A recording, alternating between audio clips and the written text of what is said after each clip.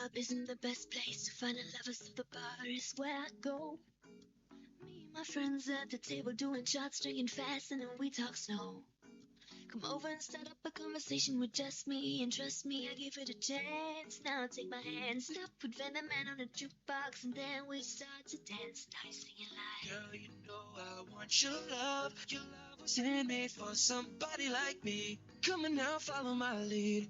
I might be crazy, don't mind me. Say, boy, let's not talk too much. Grab on my waist and put that body on me. Come on now, follow my lead. Come on now, follow my lead. I'm in love with the shape of you. We push and pull like a magnet do. Although my heart is falling too. I'm in love with your body. Last night you were in my room, and now my bed sheets smell like you. Every day discovering something brand new. I'm in love with your body. Oh, oh, I'm in love with your body. Oh, I'm in love with your body. One night in, we let the story begin. We're going out on our first date. You and me are thrifty, so go all you can eat. Fill up your bag while I fill up a plate. We talk for hours and hours about the sweet and the sour. How your family is doing okay. We even get in the taxi, kiss in the backseat, help the driver make the radio play, and I'm singing like, girl, you know I want your love. Your love was handmade for somebody like me. Come on now, follow my lead. I might be crazy, don't mind me. Say, Boy, let's not talk too much. Grab on my waist and put that body on me. Come on now, follow my lead. Come on now, follow my lead. I'm in love with the shape of you. Push and pull like a magnet do. Although my heart is falling too. I'm in love with your body. Last night you were in my room, and now my bed sheets smell like you. Every day discovering something brand new. I'm in love with your body. Oh,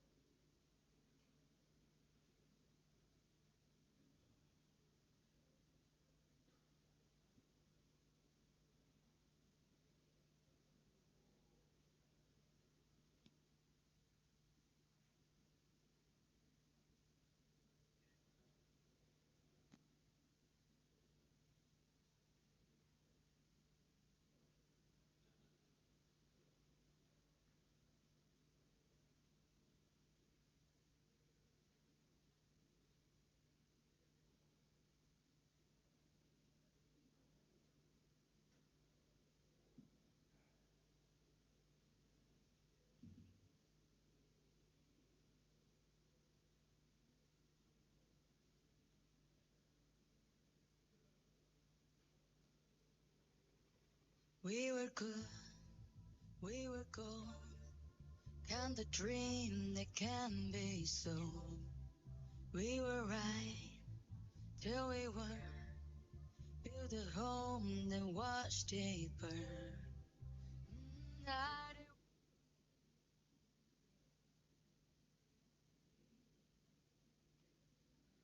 Ladies and gentlemen, please rise to welcome our distinguished guest into the hall.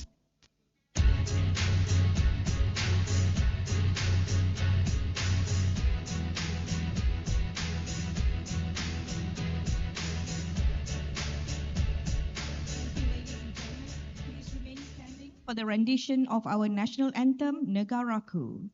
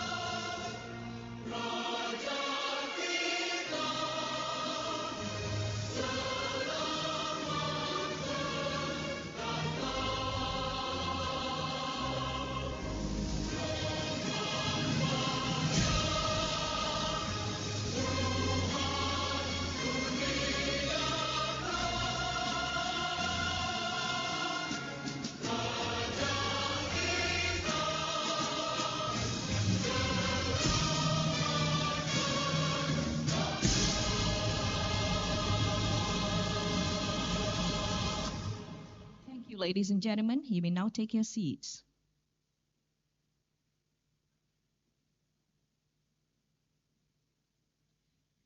To begin our program, we shall proceed with dua recitation, seeking blessings from Allah the Almighty for today's event and our continued efforts towards sustainable progress. Please welcome Dr. Muhammad Khairul Islam to lead the dua.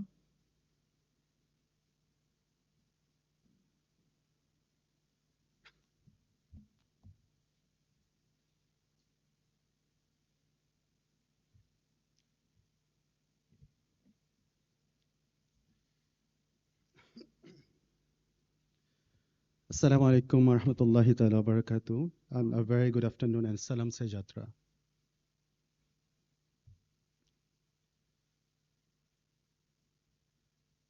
أعوذ بالله السميع العليم من الشيطان الرجيم.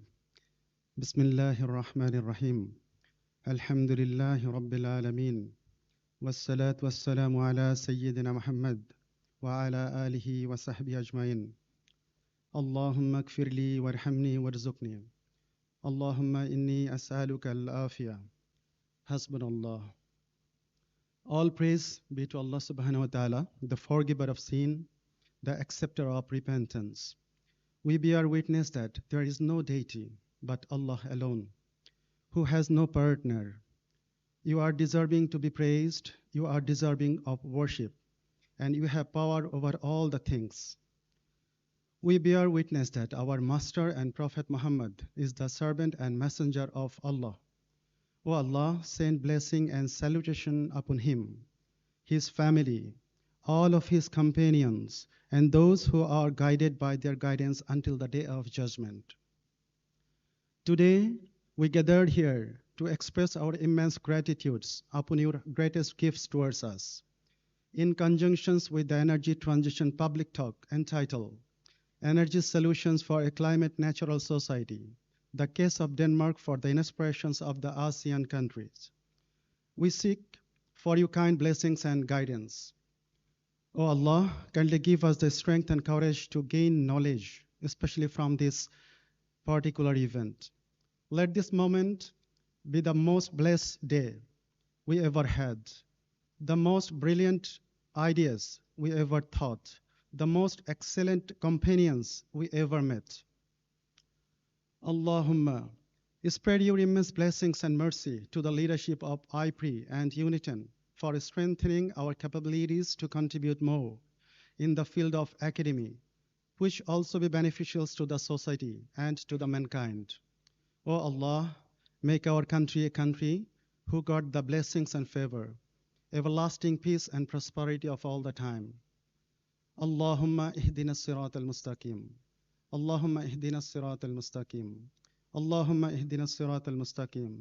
Sirat alladhina an'amta alayhim, ghayril maghdubi alayhim waladdallin. ربنا تقبل منا إنك أنت السميع العليم. ربنا آتنا في الدنيا حسنة وفي الآخرة حسنة وقنا عذاب النار. وصلى الله على محمد وعلى آله وصحبه وسلم. والحمد لله رب العالمين. Assalamu alaikum wa rahmatullahi ta'ala wa barakatuh.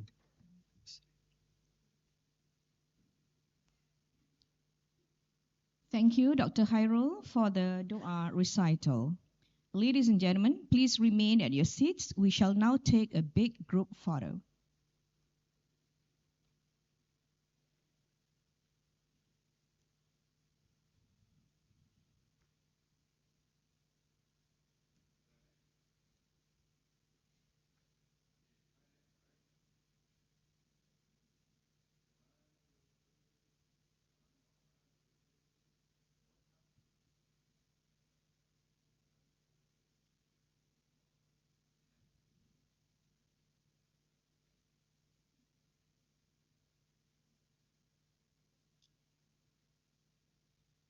Yang berusaha Puan Siti Safinah binti Saleh, Chief Executive Officer Energy Commission of Malaysia. Yang berusaha Professor Insinyur Dr. Izham bin Zainal Abidin, Deputy Vice Chancellor Academic and International, University Tenaga Nasional. Distinguished Professor Hendrik Lund, Visiting Professor, University Tenaga Nasional. High-ranking officers from the ministries, representatives from the Energy Commission of Malaysia, representatives from Tenaga Nasional Berhad, members of the management of University Tenaga Nasional, representatives from industry partners and companies, all distinguished guests, ladies and gentlemen, Assalamualaikum warahmatullahi wabarakatuh, and a very good afternoon.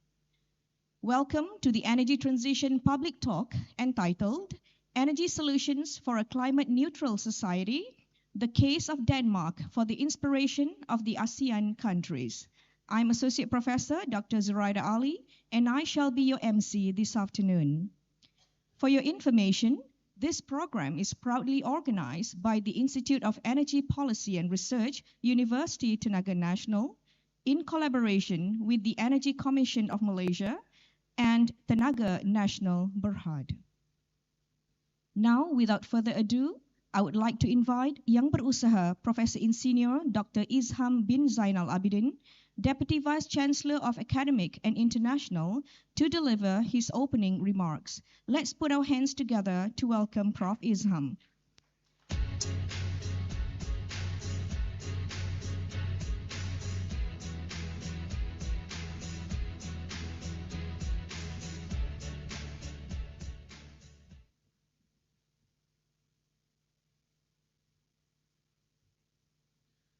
Bismillahirrahmanirrahim. Yang Berusaha Puan Siti Safinah binti Saleh, Chief Executive Officer, Energy Commission of Malaysia, Distinguished Professor Hendrik Lun, Visiting Professor to University Tenaga Nasional, high-ranking officials from the Ministry, representatives from the Energy Commission of Malaysia, representatives from Tenaga Nasional Berhad, members of management of University Tenaga Nasional, representatives from industry partners and companies, as well as distinguished guests, participants, and attendees. Assalamualaikum warahmatullahi wabarakatuh, and a very good afternoon. It is truly an honor and a great pleasure to have all of you with us today for the Energy Transition Public Talk, organized by University Tenaga Nasional, or UNITEN, through our Institute of Energy Policy and Research, or IPRE, and proudly supported by the Energy Commission, Suruhanjaya Tenaga, and Tenaga Nasional Berhad, TNB. This afternoon session, themed Energy Solutions for a Climate Neutral Society, the Case of Denmark for the Inspiration of the ASEAN Countries, could not be more timely or relevant.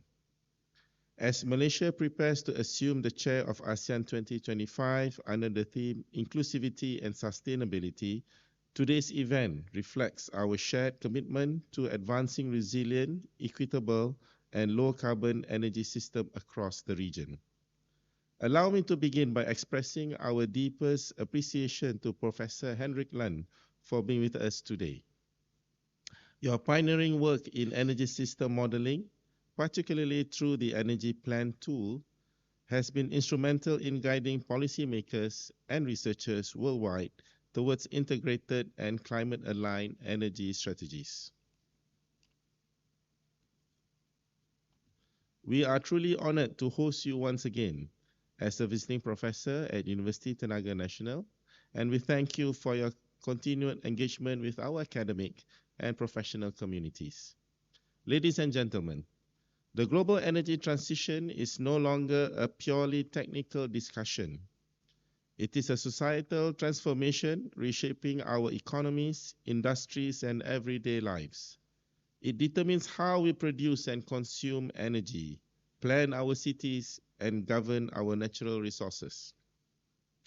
Denmark's experience stands as one of the most inspiring examples of a successful and sustained transition towards a climate-neutral society, driven by policy consistency, stakeholder trust, and technological innovation.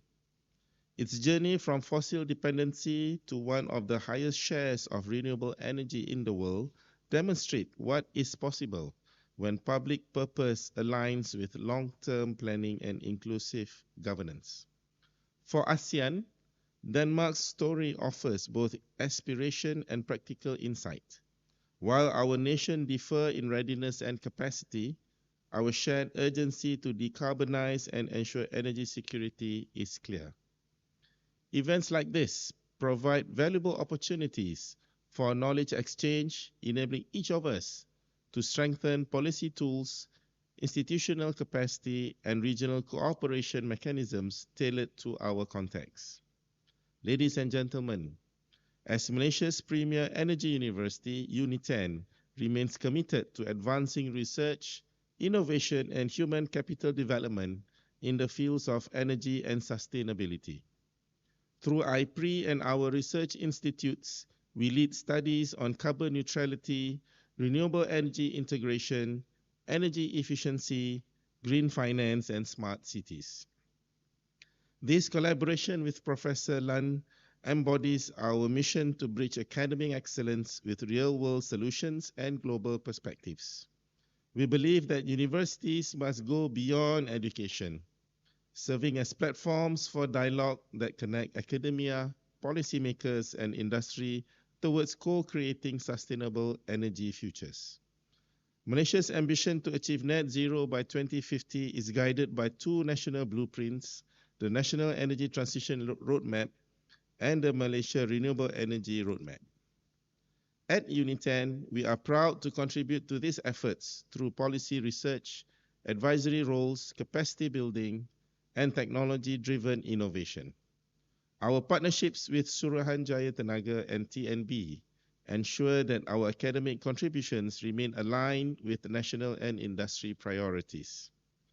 Today's knowledge sharing session will, I believe, enrich our national dialogue, particularly in strengthening system-level thinking, energy modeling, and integrated policy planning. Ladies and gentlemen, the energy transition is not a solitary journey. It is a shared responsibility that crosses borders, industries, and generations. Denmark's example is powerful not because it should be replicated entirely, but because it shows how vision, collaboration, and determination can transform systems. We hope today's dialogue will spark new collaborations among ASEAN institutions, European partners, and beyond, so that we may move forward faster and together. Before I conclude, allow me once again to express our gratitude to Professor Hendrik Lan for being here today and for sharing his valuable insights with us shortly. I also wish to thank IPRI for leading the coordination of this session and our valued partners Suruhanjaya Tenaga and Tenaga Nasional Berhad for their continued trust and support in UNITEN's academic and research endeavors. To our students and emerging scholars, may today's session inspire you to think critically, challenge assumptions, innovate boldly towards a greener, smarter, and more inclusive future. With that, I wish everyone an engaging and insightful session ahead. Thank you. Wassalamualaikum warahmatullahi wabarakatuh.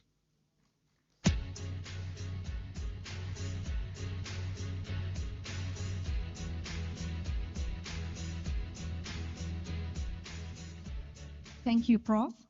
We will now proceed with the keynote address. Ladies and gentlemen, we are deeply honored to have with us a distinguished representative from one of the key organizations leading Malaysia's energy transition agenda, the Energy Commission of Malaysia. The Energy Commission plays a pivotal role in regulating and advancing Malaysia's energy efficiency, conservation, and sustainable development efforts. Now please join me in welcoming on stage Yang Berusaha Puan Siti Safinah binti Saleh, Chief Executive Officer of the Energy Commission of Malaysia, to deliver the keynote address.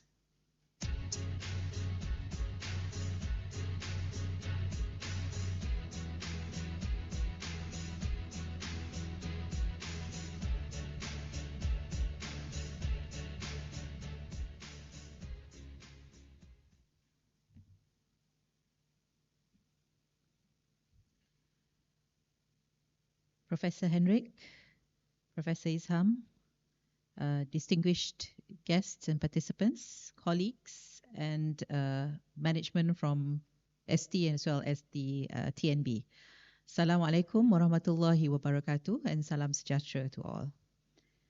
On behalf of the Energy Commission, it is my utmost pleasure to welcome each and every one of you to this Energy Transition Public Talk, jointly organized by University Tenaga Nasional, or UNITEN, and the Institute of Energy Policy and Research, IPRI, with the invaluable support of Tenaga Nasional Berhad.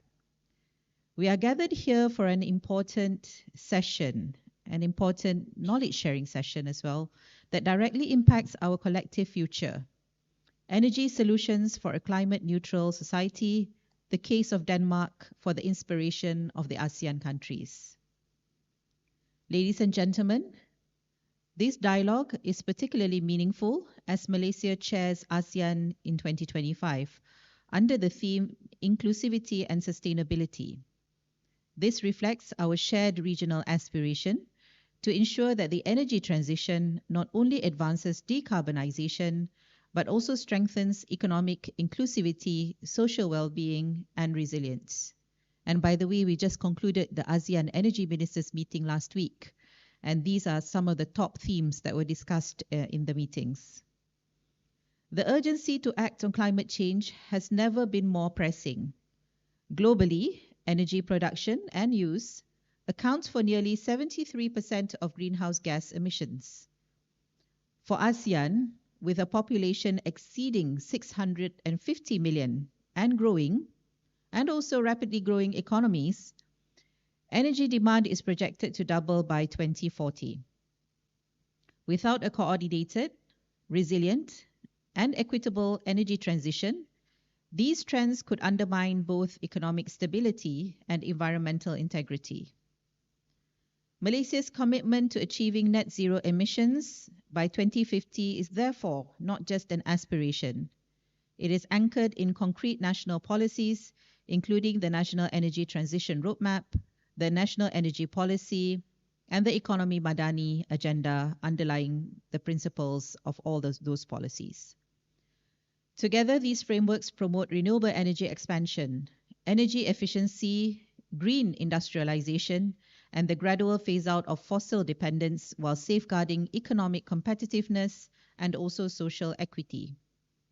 Ladies and gentlemen, as the national energy regulator, and the Energy Commission remains steadfast in fulfilling its mandate under the Energy Commission Act 2001 to ensure safe, secure, reliable, and affordable energy systems while guiding Malaysia towards a sustainable, low-carbon future.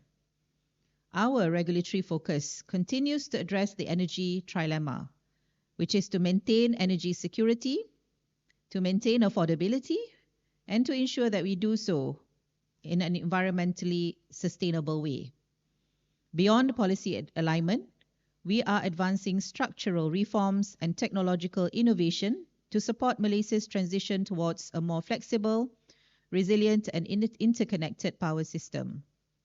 But we cannot do this alone. I think you're all aware that we can only achieve and actually implement the energy transition in a resilient and equitable manner if we work together. And that requires the effort of all stakeholders within the system. And that includes bringing in the consumers as well as the industry players collectively. So Denmark's transformation into a renewables energy-based economy offers valuable lessons for Malaysia. Through strong governance, community buy-in, and technology localization, Denmark has achieved more than 70% renewable energy generation, demonstrating how political will and social trust can reshape entire energy systems. Malaysia, too, is steadily moving forward. We have successfully introduced instruments such as the Green Electricity Tariff, net energy metering, demand-side management programs that empower consumers and industries to participate directly in the energy transition. Building upon these foundations, the Corporate Green Power Program and the Corporate Renewable Energy Supply Scheme and the Solar Accelerated Transition Action Program have been rolled out to drive large-scale solar adoption. These initiatives enable corporate consumers to procure renewable energy directly via the national grid under transparent open grid market rules, fostering investment confidence and private sector leadership in renewable development. Ladies and gentlemen, as we recognize the critical need for system flexibility, the Energy Commission also recently announced Malaysia's first competitive procurement program for grid-connected battery energy storage systems, or BESS, targeting 400 megawatt or 1,600 megawatt hours by 2027. This initiative represents a landmark step in strengthening grid reliability, firming variable renewable energy generation, and enabling greater renewable energy penetration in Peninsular Malaysia. In line with the CRESS guideline, BESS has also been embedded within solar firming requirements, enabling both direct connection and co-located storage configurations to stabilize output and ensure dispatchability. This reflects Malaysia's recognition that energy storage is no longer optional. It is an essential part for achieving a high renewable future and for enhancing both fuel flexibility and market efficiency. These advancements from CRESS to BESS exemplify Malaysia's holistic approach to building a smart, adaptive energy system that integrates renewable energy, supports grid resilience, and enhances national energy security. Energy transition cannot occur in isolation. It must be built on regional cooperation, knowledge exchange, and institutional alignment. And such initiatives like the ASEAN Power Grid, or APG, the Laos, Thailand, Malaysia, Singapore, or LTMS interconnection, and emerging bilateral projects across this region demonstrates ASEAN's shared vision for cross-border electricity trade and security support. ST is committed to contribute to these efforts through regulatory harmonization, technical standardization, and facilitation of investments in interconnection and system upgrades. This reflects our collective recognition that energy transition is not a competition, it is a collaboration for the future of our region. As we reflect on today's discussion, let us reaffirm our shared mission to transform Malaysia's energy landscape through innovation, inclusion, and integrity. We believe that collaborative platforms such as this public talk serve as critical spaces for bridging research, policy, and industry in a pragmatic approach. That means I do expect that, we do have plans, but we would always like to hear the challenge and the debates coming in the academic forum, because that's where we get the real practicality of the implementation of those plans. And by working together, regulators, academia, and industry, we can accelerate Malaysia's path toward a climate-neutral and resilient energy system.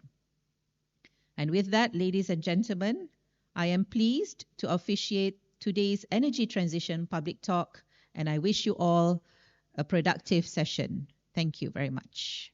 Assalamualaikum.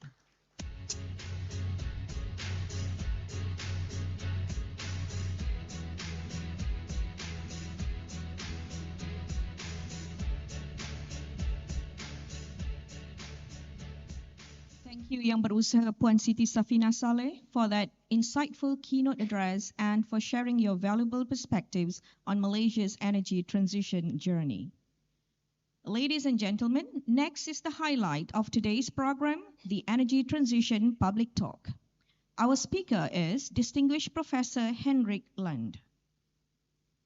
Henrik Lund is Professor in Energy Planning at Aalborg University, Denmark.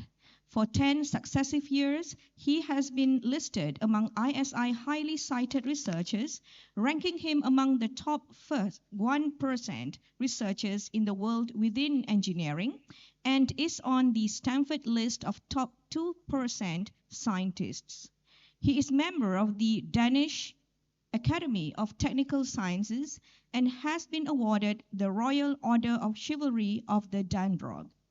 For 16 years, Henrik Lund was editor-in-chief of Elsevier's high-impact journal, Energy, and the founding editor of the journal Smart Energy. He is also the architect behind the advanced energy system analysis software, Energy Plan. I'm truly honored to welcome our distinguished guest and speaker, distinguished Professor Henrik Lund, visiting professor at University Tenaga Nasional and a world-renowned expert on renewable energy systems and sustainable transitions. Please join me in giving a huge round of applause to the distinguished professor.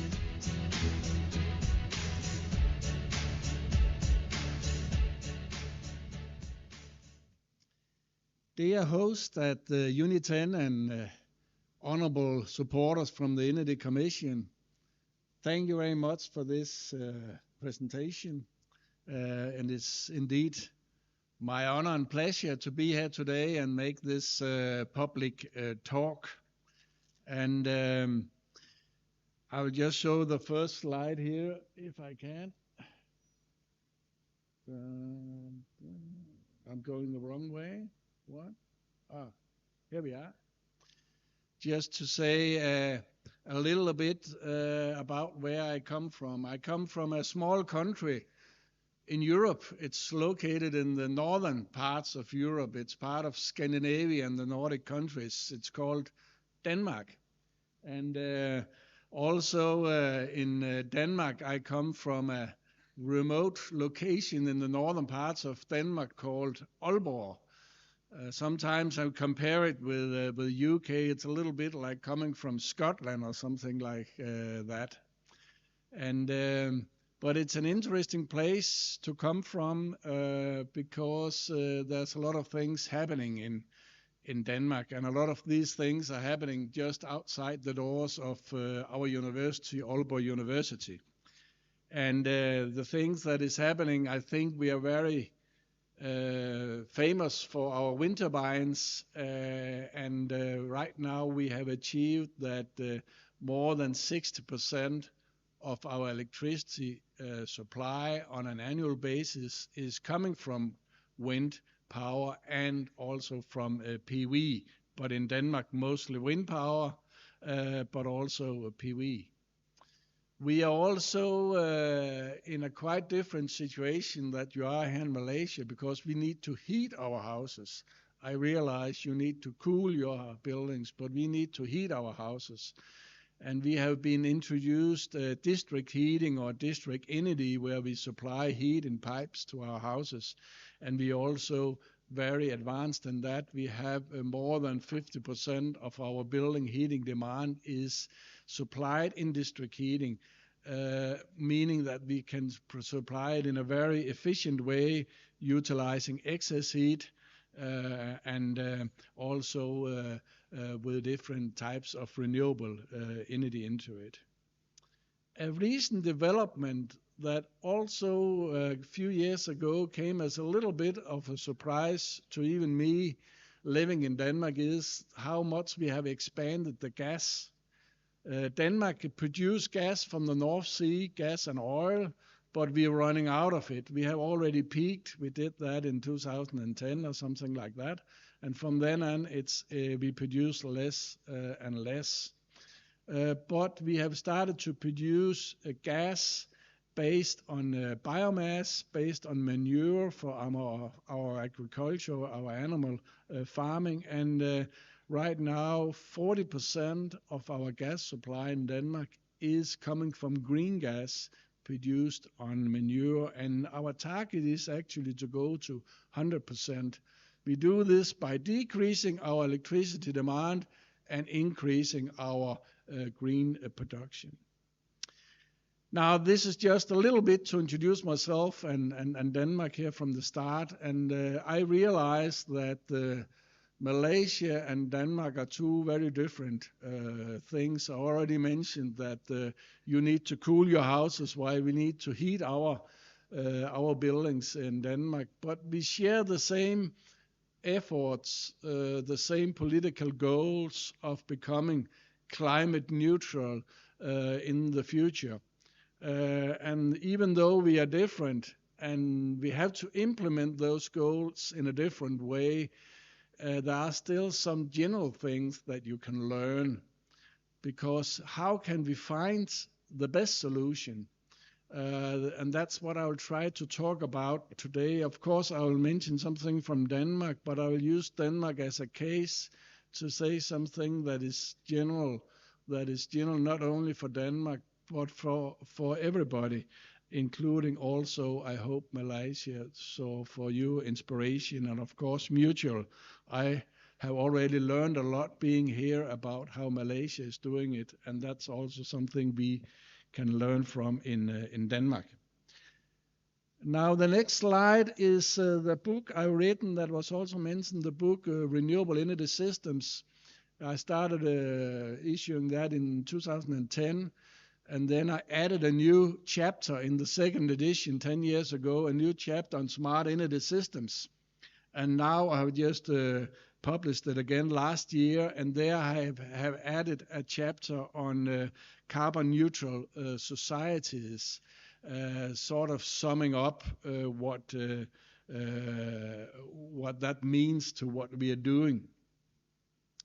And I will put a little new insights from the book, because I tried to formulate some theoretical viewpoints of how we can look for becoming climate neutral. And I also have an example to show you later on how we vision that to be able to happen in Denmark.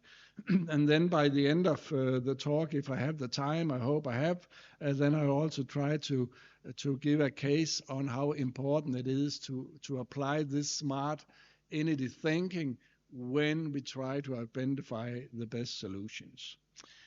Now, the talk about climate neutral is something relatively new, and I just show this as an example. This is from the European Communities, a report they made some years ago. But what is interesting here is that they mention that the goal is to become climate neutral. That is not how it started. When I was a young boy and a young man and a young researcher, we talked about renewable energy. And then we had a prime minister some 20 years ago who talked about becoming free of fossil fuels. But now we say climate neutral. And it actually means something to how we should think about the transitioning of our energy systems, because when our politicians and we as societies say our goals is to become climate neutral, it's not only a matter of the energy system, it's also a matter of agriculture, forestry, industrial processes such as producing cement. Now, in Aalborg, we have a big cement factory, and I know here in Malaysia you also have cement factories, and of course also contrails from aviation and things like this. So we have to consider more than just the energy system, but we also have to consider what that means to the energy system, that we have a broader perspective, and that's what the climate neutral objectives and aims does to how we should look at this. But no matter if we stay 100% renewable energy systems, or we say climate neutral, or what we call it, then of course the next issue is, after the politician have made that job, and that is to have the political goals, then we also have to identify how can we do this. And this is where we, the scientists, and all the authorities and everybody comes into the picture, and also, of course, the population and the industry, how can we do this? And this is what we work with in my research group, and also many others in Denmark, is how to implement these solutions and how to identify the good ways of doing it, because there are multiple ways you can do this, but not all of them are equally good for your society in terms of economic and technical reliability and so on. What we do at Aalborg University is that we make computer models, and we use this software that we have developed ourselves, that is a freeware, and I know you're also using here at Uni 10, and we're very proud that you use our software. And this is where we sort of can model the energy system and then look into the future and try to change things. In the Danish case, that will be add a lot of wind turbines and then quantify the imbalances we'll have on the power grid, for example, and then we can design future good solutions, and we can also calculate what is really important and what is not so important for the future. And when you do that, and we have done that many times in Denmark, for Europe, for other countries, together with you, for Malaysia and other things like this, then you find out that if you wish to search for the good solutions, then you have to search in a certain way. You can generate some theories on where to look if you wish to find the good solution. And that's what we have tried to work and word in what we call a smart energy systems approach, a holistic smart energy systems approach. Because what we have found out is that if you want to identify the affordable solutions and the technical reliable solutions, then you should not look in each subsector. You should not look in the electricity sector on its own, and the gas sector on its own, and the heating, or in your case, the cooling sector on its own, or the industry, or the transport, or whatever. It is when you put it all together and look at it in an integrated way, where you can see the synergies between the sectors. It is when you do that, you will be able to identify the better solutions. And that's how we have designed the Energy Plan tool. We calculate not only hourly duration and details on one sector, but we calculate it on all the sectors.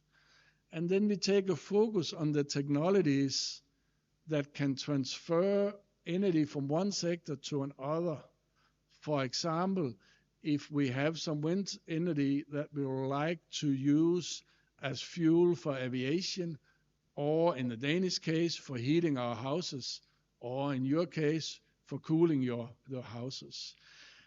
Things like this that transform energy from one sector to another have a focus on that. And that is what we have designed the Energy Plan tool to be able to do. So we can calculate the different storages and so on and so forth. And it's a very fast tool, so it can calculate everything for a whole country for a whole year in a matter of 10 seconds on a normal PC. And we're very proud that it is so fast, because I'm not very patient person myself. So and there are tools that take weeks to do this in computation time. But we have designed a tool that can do it in 10 seconds on a normal PC, and it's very user friendly. But then you can ask yourself, why is it? Why is it that we cannot find the better solution unless we have this integrated approach, the smart energy system approach? And there are a number of reasons for that. I'll just mention some of them. This slide here is very important to me because it says something very important about some physical constraints we have on what we can do when we design this system. What I tried to compare here is the cost of storing energy, depending on what type of energy we wish to store. And in the upper corner here, I mentioned electricity storage. Now I symbolized it here by a pumped hydro. In Denmark, we have no mountains, so we cannot do that. We're all flat, but we can do underground compressed air energy systems instead. Or you can have a battery, or you can have electrolyzer go to hydrogen and back again. There are many technologies in which you can put in electricity at 1 hour and take it out again in another hour. And electricity storage. But in common for these technologies, no matter if it's the battery or the pumped hydro storage or whatever it is, in common for these technologies is that they are very, very expensive. It costs a lot of money to buy access to storing 1 unit of energy. And here I compare it with a thermal storage. Here it's a tank in one of the Danish district heating units where it's just a tank of water. Then you can heat up the water when you have excess production, and then you can heat your district heating system and cool down the water when you need it. So you can put in heat and take out heat. The same if you need cold, then it's just the other way around. But it's a thermal storage. And to buy a thermal storage only costs 100 times less than buying an electricity storage. There is a factor 100 between this and that to buy access to storing 1 unit, 1 kilowatt hour of energy. Then you can also store gas. I mean, in Denmark we have 2 natural gas storages. I know you have a natural gas supply here, so I'm pretty sure you also must have some natural gas storages. Here it's an underground storage, but doesn't matter so much what type it is. That again is 10 times more affordable than the thermal storage, again measured in per unit. And if you have liquid fuel storage here, it's some oil tanks I have visualized, but in the future we could put something else than oil. We can put green liquid fuel such as methanol or the like into these tanks, and they again are 10 times more affordable than the gas. So going from electricity storage down to storing liquid fuel, there is a factor 10,000. A factor 10,000. Now I know we all research and we all develop batteries and we develop a lot of things, but I don't foresee that we can overcome a factor 10,000 in these matters. That is sort of something nature have decided, that this is the cost relation here. Why is this important? This is very, very important because it says something about how we should design our system. If we only look at the electricity system on its own, then we very often come into a situation where we will like an electricity storage. But if we look at the systems all together and realize that we'll have to send some of the power to the heating sector or the cooling sector or to the transport sector, then by electrolyzers and heat pumps and cooling machines and so on, then we have the option of not storing it while it was electricity, but instead storing it after it had become thermal heat or liquid heat or gas. And this makes it so much, much more affordable if we can do that. So the design of future energy system very much is about how to design it so that we can deal with the affordable storage and not the very expensive ones. I should emphasize here, I have nothing against batteries, not at all. We need batteries in the future. But sometimes people mistake me, so I don't like batteries. I love batteries for electric cars and a lot of things. But batteries is very expensive if we really want to have them store, for example, in Denmark, PV from the summer to the winter, that will be extremely costly to do that with batteries. The cost of storage here we have in this paper here, if anyone would like to go more into details. And next argument is the grids. Now this again is Denmark, but many countries have similar. Here I compared the capacity of the Danish electricity grid with the sum of the Danish district heating grids and also the Danish natural gas grids, and I compared them on the peak hour. And as you can see here, the peak hour of electricity consumption, and this is all electricity being delivered to both industry and domestic houses and any electricity use and demand in Denmark, and the same for gas. And the point here is that electricity is part of our system. Gas supply, and in Denmark also district heating supply, is another part. And if we think we can electrify everything and move everything that we now distribute as heat or gas over to electricity, then we are looking into an extreme expansion of the electricity grid. And of course, we will have to expand the electricity grid. But if we do it carefully and we also look at the assets we already have and design it accordingly, then we can do with less. I'll come a little bit back to how this is applied on the Danish case soon, but I'll just say a little bit theoretical first. And that is, we all know about the smart grid. And I was looking when I was writing the book and the chapter on smart grids, when this come in. And as far as I can see, this is from a paper from 2005, where some scientists start talking about smart grid. But they do not give a definition to it. And then later on, I found some definitions, but these definitions were not from scientists. It was from authorities and bodies that granted money for research and innovation and development in smart grids. And for that reason, they had to define what it was they were giving the money for. And here you can see some definitions here. The definitions from then, all of them defined smart grid as something that had to do with electricity. So it was smart electricity grid looking only at electricity sector. Then after that, I found some definitions here in the European Communities papers where thermal people also start talking about district cooling and district heating. District energy networks could also be smart grids. And then based on this, I took out in the book to define, make scientific definition of what is a smart grid, and then I call it a smart electricity grid. I also call it a smart thermal grid and a smart gas grid. But the important thing was, on top of that, we also defined a smart energy system.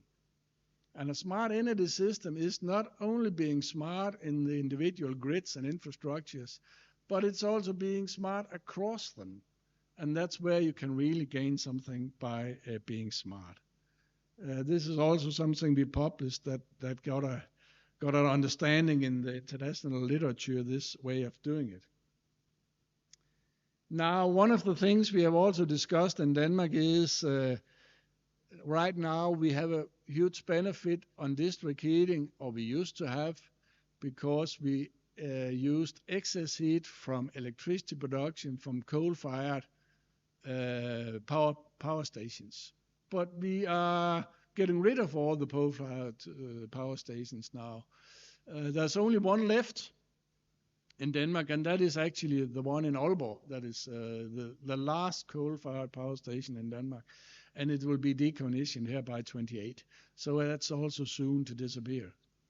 So we also asked ourselves at some point in Denmark, should we continue having district heating when the excess heat is not there any longer from the power production? And this is a big research project we have where we sort of define something we call the fourth generation of district heating, looking into the future. And what we found is, yes, there will be no more excess heat from power production, but there will still be excess heat from industry. Now we have a cement factory in Aalborg, for example, other parts of industry.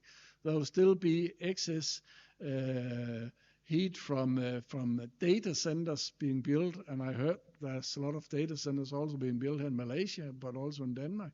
There will still be excess heat from power to X electrolyzers in the future, and we also have geothermal energy. And we actually calculated that those four excess sources of heat can cover the whole district heating demand of Denmark, both now and also in the future, where we expand it even more. If the heat source were there in the right place, the right location, and at the right time, which it is not, because we need it more in the winter and the summer, and it's not always nearby. So for that reason, we may be able to utilize half of it. But still, that's a very, very good reason to keep having district energy. We have also developed, and that is maybe more interesting for you, something we call fourth generation district cooling. And maybe it will be hard for you to understand, but in cold Denmark, we are building district cooling grids. We already have one in Copenhagen that is supplying cooling to hotels and office buildings in the central Copenhagen, simply using the cold water in the harbor, and then in the summertime we have a cooling machine producing cold for the district cooling at the same time as it's producing heat for the district heating, so it's working very efficient. That district cooling grid, and it's also being expanded now in Aalborg and other towns around Denmark. That district cooling grid in Copenhagen cuts the electricity demand for cooling those buildings by a factor 5. So we could get rid of all that cooling equipment. I'll not get wise on what you should do here in Malaysia, but if I were you, I would look into district cooling.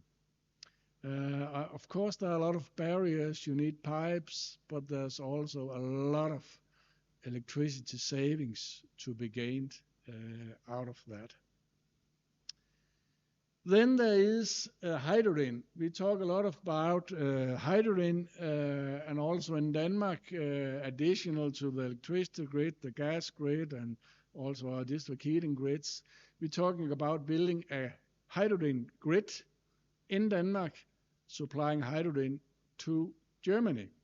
And then we can use our wind turbines in Denmark to produce hydrogen and then export it. One thing about hydrogen is when you produce hydrogen, you lose a lot of energy.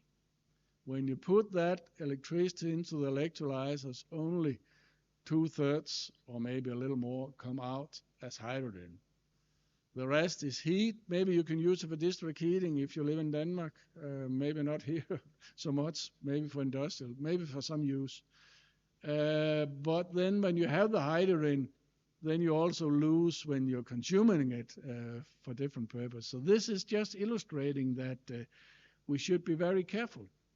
And some talks in Europe have been about replacing the natural gas with hydrogen.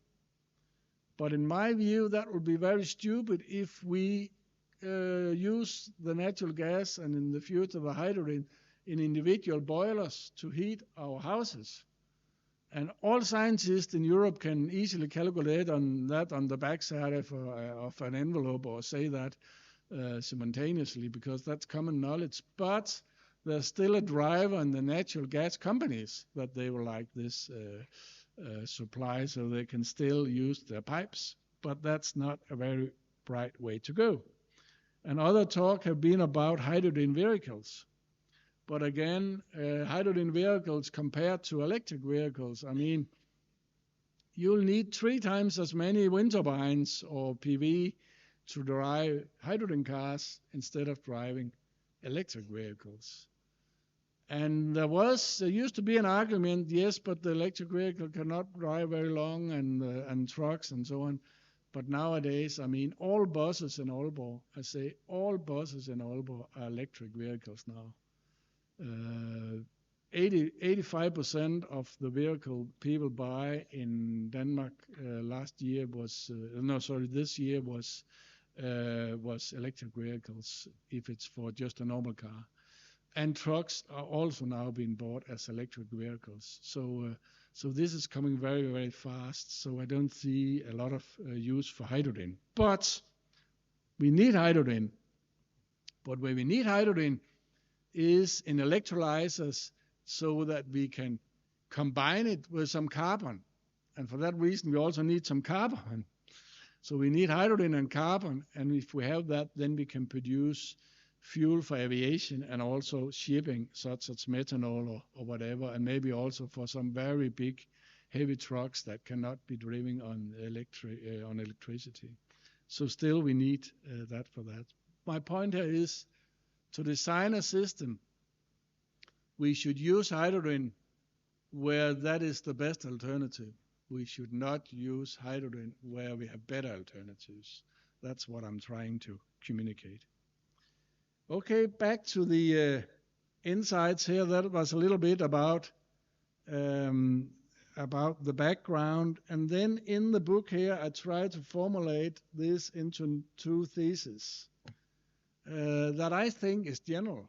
No matter where you live in the world, these theses here are general if you wish to look for the better solutions.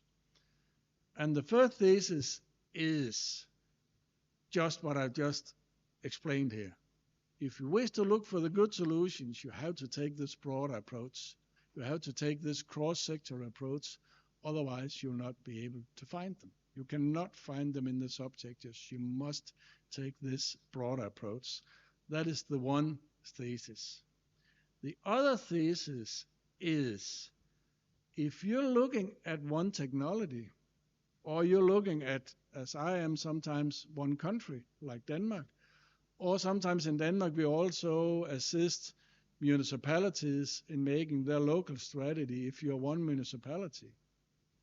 Intuitively, a city council will say, in our municipalities, we should have a strategy for how we become climate neutral as soon as possible, with certain years or something.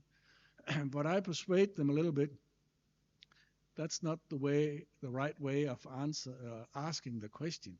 You should switch and turn around and upside down the question a little bit, because it's not a matter of what you can do on your own. Because if we should find the best solution for the whole of Denmark, and then the whole of Europe and the whole of the world by the end of the day, you cannot just look at your municipality. You will have to find out what is your role to play. What is your role to play together with the other municipalities in order for you to give your contribution so that we can make the transition in the best way for not only your municipalities, but for all municipalities, and by the end of the day, for the whole world. And that's an important way of asking the question. And now I'll give some examples from Denmark. When we apply this understanding here and ask the question in this way, what kind of solutions will we come to? And the first question guideline we sort of asked ourselves when we do a scenario for Denmark is, what are we looking for here? And the first thing you can tell yourself is, Denmark being such a small country, but no matter if you're small or big, it's not a matter of one country applying, making the green transition. We must all do it, otherwise we cannot save the planet. And so it doesn't matter. This means that the way we do it in Denmark should fit into that our neighbors in Sweden and Germany and Norway and the rest of Europe, and by the end of the day Malaysia and the rest of the world, is also doing it. So we should not have solutions that we can only do in Denmark because we are the only one doing it. For example, importing bioethanol from Brazil or something like that, or we build a lot of wind turbine and replace coal-fired power stations in Poland, and then we say this is our way. No, we have to do it in a way so it fits into that everyone else can do it.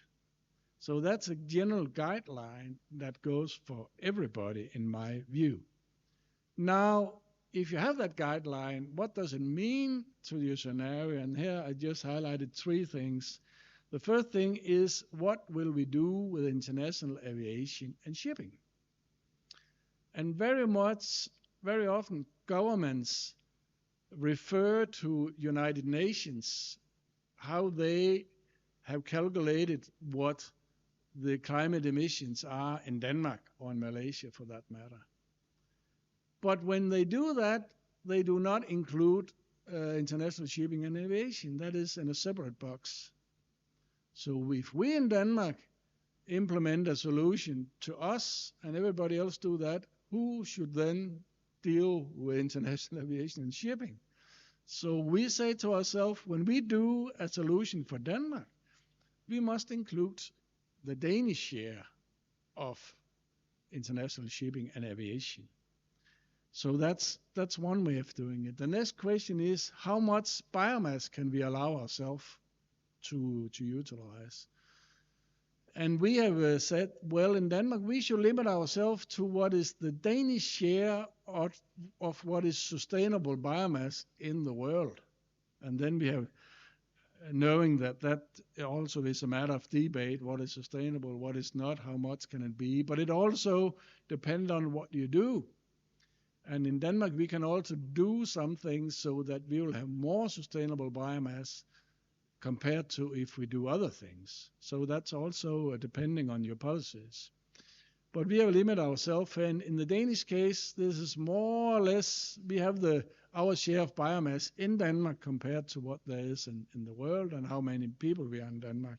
We have maybe a little bit more, so we have actually included that we export a little bit in our scenarios. Then the next is, what about electricity balancing? If we build a lot of wind power in Denmark, should we consider Denmark as an island? And there again, we say no, we should not, because there are mutual benefits of importing and exporting and put the grids together for many reasons. As long as there are mutual benefits, we should import and export. But when everybody in Europe build wind turbines and PV, then there will be days and weeks where there's not power enough, and there will be many, many hours where there's too much power. And we should also give our contribution to that. We should also include in our scenario what to do in those hours. So that's part of our scenario here. Okay, if we take the Danish carbon dioxide, this is the Danish greenhouse gas emissions, but it's measured in carbon dioxide, it's equivalent. And as you can see here from 1990, that is the year we all have as a target year. And then until now, we've been able to decrease it, but we have been able to decrease it mostly in the energy sector, not in the agricultural sector, the industrial processes, and so on. And when we look into 2030, that is a target year of the Danish government to decrease it by 70%, we can do that in the energy sector, but it becomes very difficult. And as you can see here, now we really have the hard stuff back because it's transportation and agriculture we have left. So that's one of the challenges. When we look at a fully decarbonized Denmark in 2045, we have made this scenario where we have included all the things I mentioned.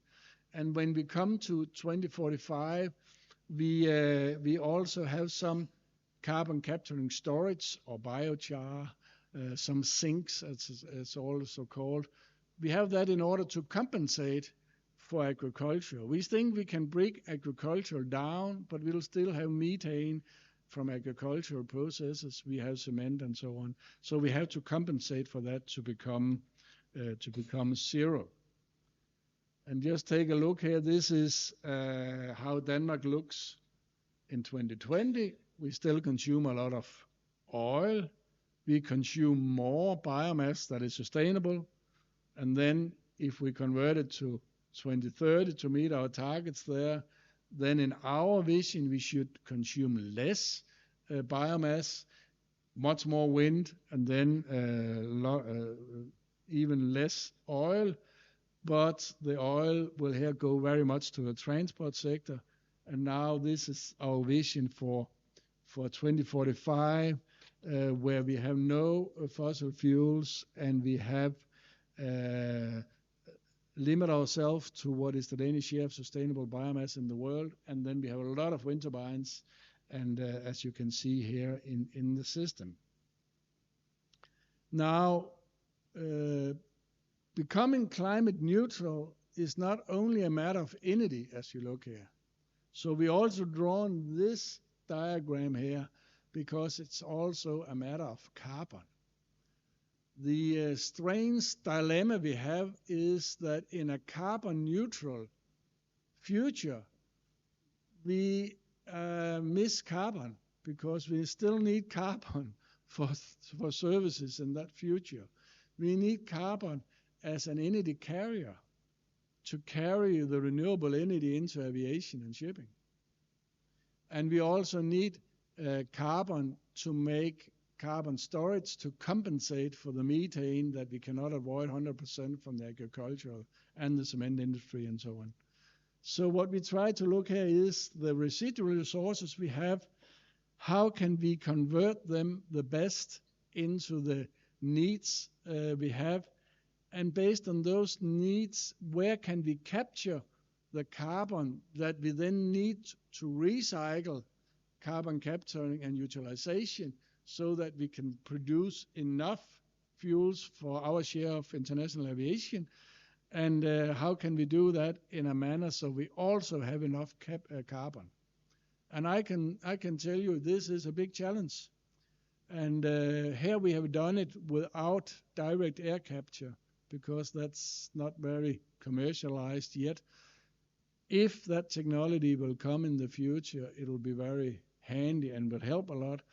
But if it will not, it's still doable in the Danish case. But one thing for certain is it's not only a matter of energy management, it's also a matter of carbon management when we look into the carbon neutral future, climate neutral future. But there's also good news to share from that future, and that is in the balancing, because in the power sector we talk a lot about how to balance the grid.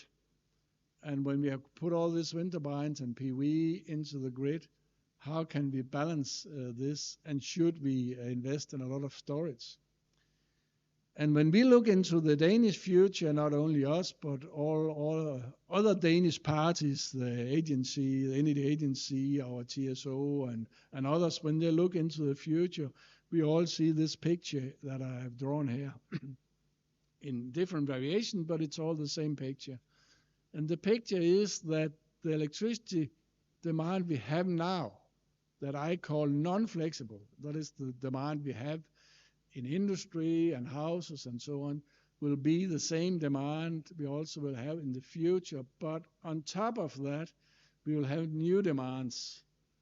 And that will be power to heat in our case, likely power to cool in your case.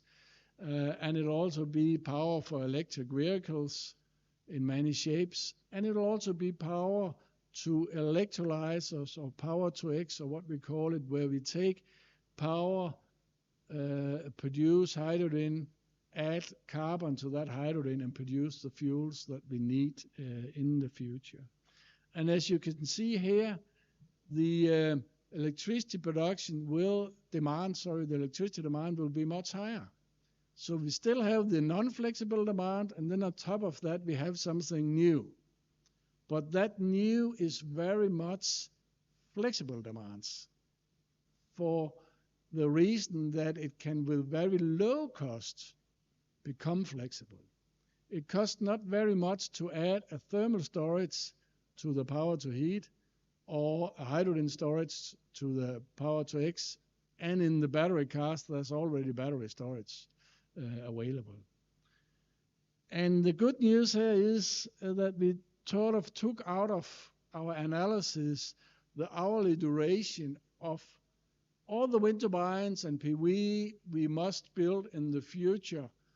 That is many more than the ones we have now to cover our current demand, because in the future the demand will be 2-3 times as much. So we have to build 2-3 times as many wind turbines and PV as to cover our current demand. We have to do that in the future. This means that if we compare the production of this future wind turbines and PV with the non-flexible part of the electricity demand in the future, then we can cover it hour by hour, except for only 7%. And 7% is easy to cover with. So there's no really demand there, as long as the flexible demand will be flexible for the rest. And what I foresee here is sort of a shift in paradigm. It's shift in our understanding on how we should balance electricity grid, supply and demand in the future, compared to how we are used to do it now and historically. Because now we are used to think the demands we cannot change, or we can change it a little bit, but not very much. So the production should adjust to the demand. That's why we have base load and peak load and all these sort of things. Intuitively, we think this will carry on, and for that reason, we need batteries and all those sort of things. My postulate is no, because in the future, this will be a different ballgame. In the future, it will be least cost not to adjust the production, but to adjust the demand. It will be much more affordable to build those electrolyzers a little higher in capacity and add a hydrogen storage, and then use the electrolyzers when the power is available and turn them off when the power is not available. That will cost less, much less than it will cost to provide batteries to adjust the production, so to speak. So we have a shift in paradigm here that we should really consider. And that's also why the integration of this is very important. I mean, we can use the batteries in the vehicles. Doesn't cost anything other than software. We just have to smart charge them when the power is available. That's what we do. I have an electric car myself. I always charge it when the price is low, and for obvious reasons. And that is when the wind is blowing and so on. So that's easy to do, and it doesn't cost anything, or cost very little. And the same thing with electrolyzers and the other thing. And that's why this is a shift in paradigm. What I just mentioned here is a chapter in the book, but there's also some papers that accommodate for this. I think my time is over. I'm looking at the chairman. So I think I will stop here, but thank you very, very much for your patience and listening, and I hope we can have a good debate. Thank you so much.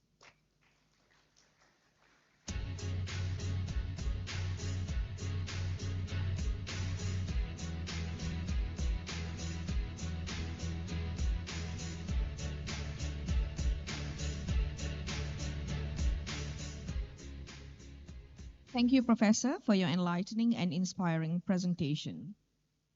Ladies and gentlemen, we shall now proceed with the Energy Forum titled Advancing Malaysia and ASEAN's Energy Transition, Policy Innovation, Grid Resilience, and Regional Integration.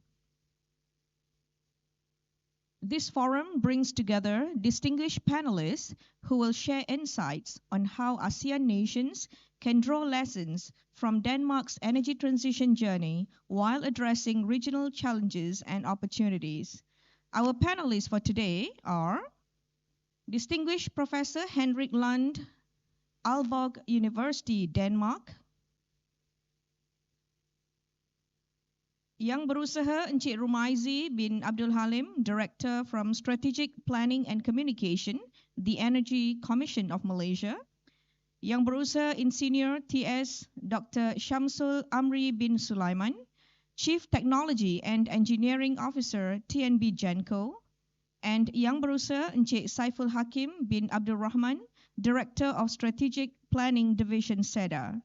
Our moderator is Yang Berusaha Professor Insinyur Dr. Shaliza Ibrahim, Chair of AAIBE Renewable Energy Unit 10. Ladies and gentlemen, please give our distinguished guests a big hand. Thank you.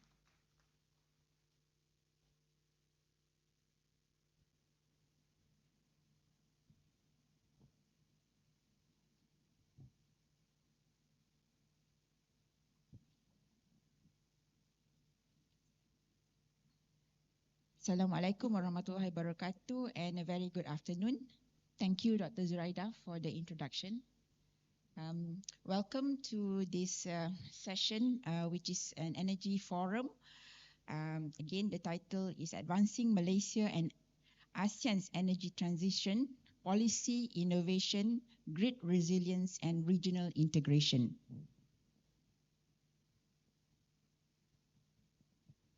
I believe all of us agree that we've heard a very inspiring keynote from our CEO of ST, and then the public lecture by Professor Hendrik Land of Aalborg University on how Denmark's energy system has evolved towards climate neutrality through innovation, integration, and resilience. So in this forum, we will explore how these global lessons can be adapted to Malaysia and the ASEAN region. And as already introduced by our chairman, but I'd like to also introduce again, we have 4 distinguished panelists with us today, leaders in their own sector. They are representing a key pillar of the energy ecosystem in Malaysia: research, technology, policy, and regulation. The first panelist to my left is Professor Hendrik Land from Aalborg University of Denmark, who is a globally recognized expert in smart energy systems and developer of the energy plan model that we saw today. Engineer technologist Dr. Shamsul Amri, which is I think the third person. Sulaiman, Chief Technology and Engineering Officer at TMB Genco, driving Malaysia's generation fleet decarbonization and technology transition. We have Tuan Haji Saiful Hakim over at the end there.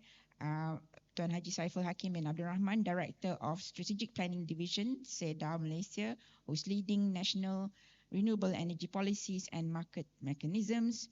And Encik Rozaimi Abdul Halim, Director of Strategic Planning Energy Commission, spearheading system regulation, gas market liberalization, and energy security governance. Thank you all for staying on for this session. So the forum will comprise 3 rounds of sharing, and each round will be about 15 minutes. So hopefully we can finish by 5. And after that, we'll have some time for question and answer. So in the first round is on setting the vision and strategic context. We will explore how each of our institution envisions Malaysia's energy transition, balancing ambition with reliability. I will start with Prof. Land. So Denmark has successfully achieved a high percentage of renewable electricity integration with high system stability. What were the key policy and technical enablers that made this possible, and how can ASEAN countries adopt them? Yes, I think this is a very important question because we really depend on our power supply in all countries, and we need that to be secure. And we have also been looking at into the future. Will it also be secure in those extreme scenarios I just showed you, where we become climate neutral with all those wind turbines and so on? And from what we can see, for example, maintaining grid stability, maintaining a stable grid is something that the power station used to do. In our case, that was the steam turbines that were coal-fired. They used to do all the stabilization of frequency and voltage and all the sort of things, all the securing the grid. And they will not be there in the future. So we have to ask ourselves, can we do it without them in the future? And as far as we have investigated, and there is a section in my book about it, yes, we believe we can, but new units will have to take over. But it is so that the combination, I mean, if we are in hours where there's not enough power production from wind turbines, then we need additional. In our view, and I mentioned the 7%, that will come from biogas-fired gas turbines or engines. And they can easily maintain a stable grid as we usually do. But also in the hours where we have too much and it cannot pay to have capacities to utilize all wind, we have to curtail the wind. If we do curtail the wind turbine can do the stabilization. And what is also now being developed is that all the electric vehicles we have, and many of them are already equipped for doing so, can also contribute to that. So my conclusion here is that what I'm trying to say is, yes, it'll have to be new units, but those new units will also be there, and they'll be ready to do it in the hours where we need them to do it. That's not the same as it is easy. We will still have to develop that, but it's the same as it's doable. And you believe this is replicable in the ASEAN region? Yes, of course, you will have to, your region will be the same in terms of as big, as great as possible, help one another between the countries, and also have new units doing the stabilization. That will be the same. Of course, down to the details, your system will be different from ours. You will have more PV and less wind and so on and so forth. So that will be different. But the principle about it, in my view, I think that will be the same. Thank you for that, Prof. Next is to Engineer Shamsul Amri. As Malaysia moves towards higher renewable integration, what role do hybrid generation models play in ensuring grid stability and reliability? Thank you very much, Prof, for a very insightful question. So as you know that as we move forward, there will be a lot of renewable energy penetration in the grid, particularly solar generation. But we need to keep the lights on. We need a system that can respond in a smarter and also in a faster manner. So to us, hybrid generation, if where we combine the renewable energy storage as well as flexible generation to balance the system in the real time. So basically, we are turning the variability into flexibility, as well as flexibility into reliability. So at TNB JECO, we look at this hybridization model as our strategic enabler, as well as our flexibility backbone for our energy transition effort.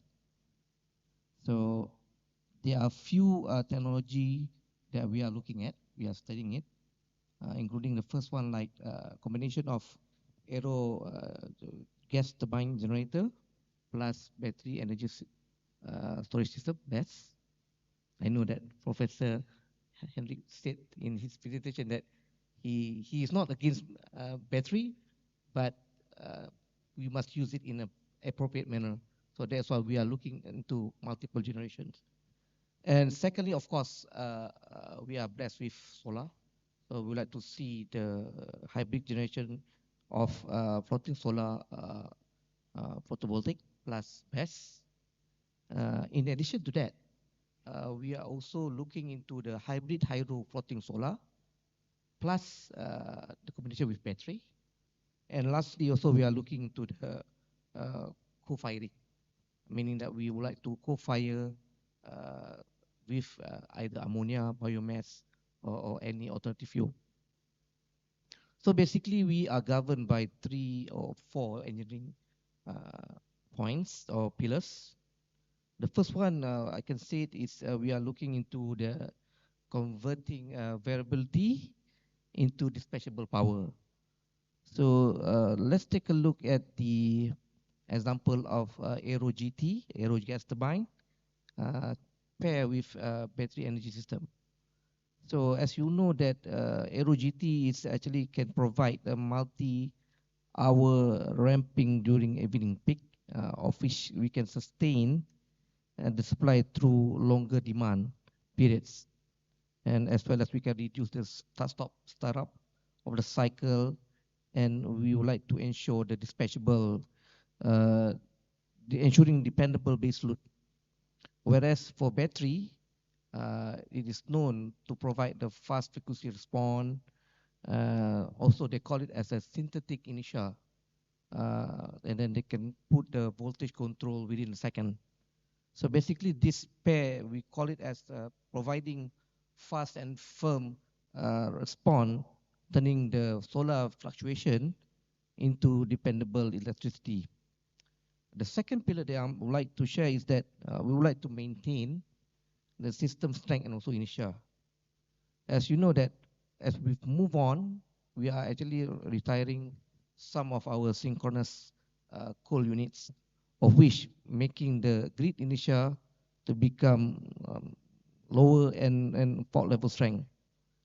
So by adopting the hybrid generation system, we can help to restore the balance, particularly if we adopt grid forming inverters and also synchronous condenser, of which we can regain the frequency control, the voltage stability, and also damping. And in addition to that, now everybody heard about APG, Asian Power Grid. So the interconnection also is things that we believe that can be utilized to maintain our system strength. So we have APG blueprint, of which we will be importing the wind power from Vietnam. We call it VMS, Vietnam, Malaysia, Singapore. And also we are now studying the second link to Singapore. And between Sarawak and also Semenanjung Peninsula also, we are looking into that option as well. And also the connection between Sumatra and also Peninsula Malaysia. Okay. Now looking into the third pillar, of which we would like to leverage existing infra and also workforce. As you all know that if we would like to integrate the co-firing with our existing plant, meaning that we can avoid the so-called stranded asset. And also we can maintain our synchronous stability plus preserving critical engineering expertise. Because the objective of the co-firing is actually two-pronged. The first one, of course, we would like to decarbonize our system and also reduce the CO2. Plus, also it also provide the preservation of our system inertia and also grid strength, so that there will be a smoother, low-risk transition for both infrastructure and also our workforce. And lastly, Malaysia is also blessed with abundant hydro resources, especially at Borneo side. But here we have a three scheme of hydro: Sungai Perak, Kenyir, and also Cameron Highland. So by integrating the so-called hybrid hydro floating solar plus the battery, we can unlock the so-called 24/7 RE availability, meaning that solar by day and battery by night. So, but of course, in terms of commercial arrangement, it's not that easy. So we need to get the consensus from ST in order for us to do how to see the commercial terms and conditions. But basically, what I would like to emphasize is that hybrid generation is not like a traditional trend or just an add-on. It's actually engineering transformation, of which is a new paradigm, new operating paradigm for the modernized or decarbonized grid. So it's actually a core of the future ready decarbonized grid. Thank you for that. Just one additional question from me, because I think, Prof, your concern about battery is the cost, right? So in our case, has the cost been considered when we put these strategies in for BESS? Yes, of course. And definitely cost is also a question mark, because in order for you to strike a balance of energy trilemma, sometimes you don't know which one is actually good for you to whether cost is your concern, which is related to the affordability, but is it energy security or sustainability? So I think if the recent Putra Height incident, it seems like from my point of view, the energy security concern is actually outweigh the sustainability as well as the affordability. So, maybe I can just sorry, yeah, we can just clarify a little bit, because I'm very much in favor of using batteries for what you say here. to stabilize the grid. And there you also need much less battery capacity compared to what I was talking about. And I was talking about how to balance the production from PV against the demand. And there you need much more battery for that purpose, and you will not come into a situation where you can use it very much. So this is for the surplus. Yeah, that's two different purposes. As I said, I have nothing against batteries. I love batteries for the right purpose. Great, thanks for that clarification. Right, let's go to Tuan Haji Saiful. So SEDA has been instrumental in implementing programs like NEM or NEM, FIT, FIT, and the CGPP. How will these mechanisms evolve under the National Energy Transition Roadmap to accelerate private sector RE investment? Okay, thank you, Prof.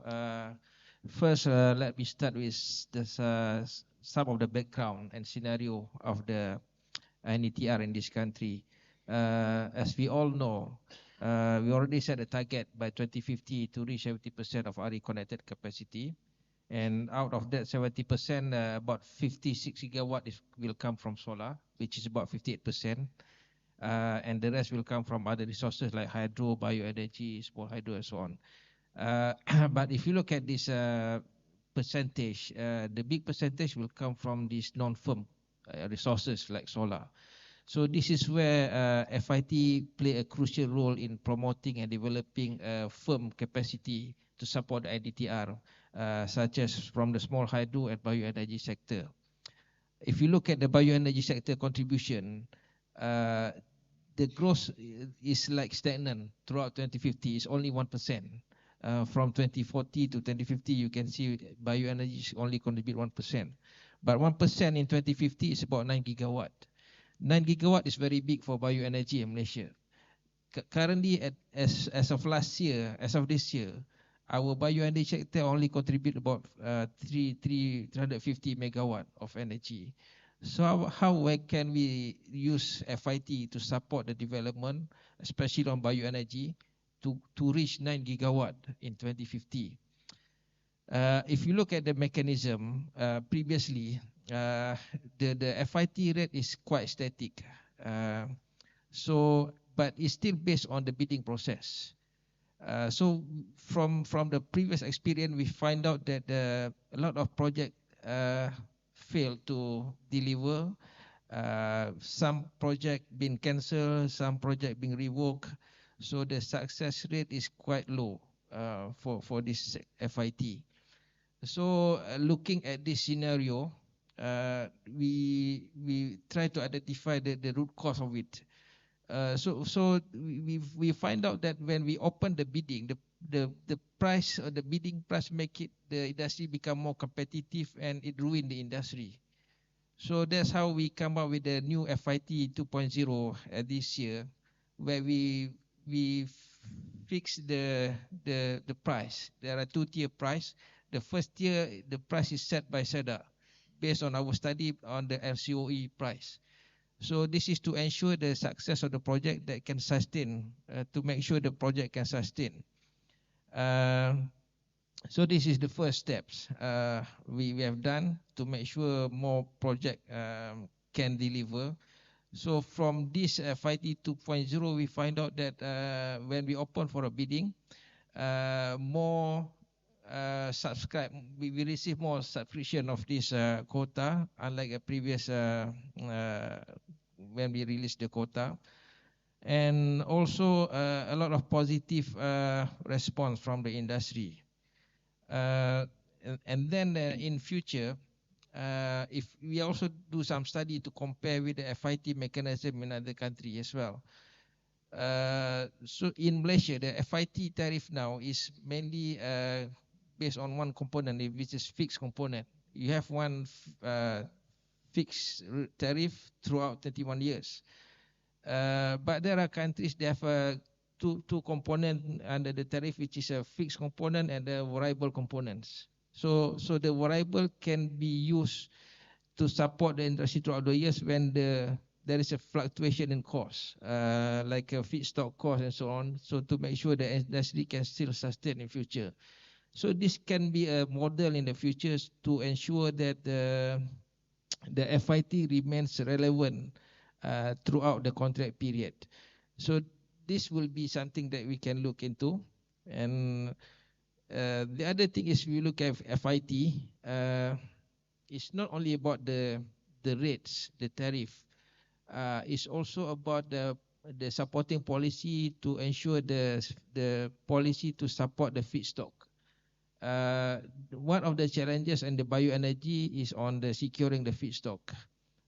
If there is no policy to ensure the feedstock availability for the energy industry, then this will provide the insecurity of the feedstock throughout the 21 years as well.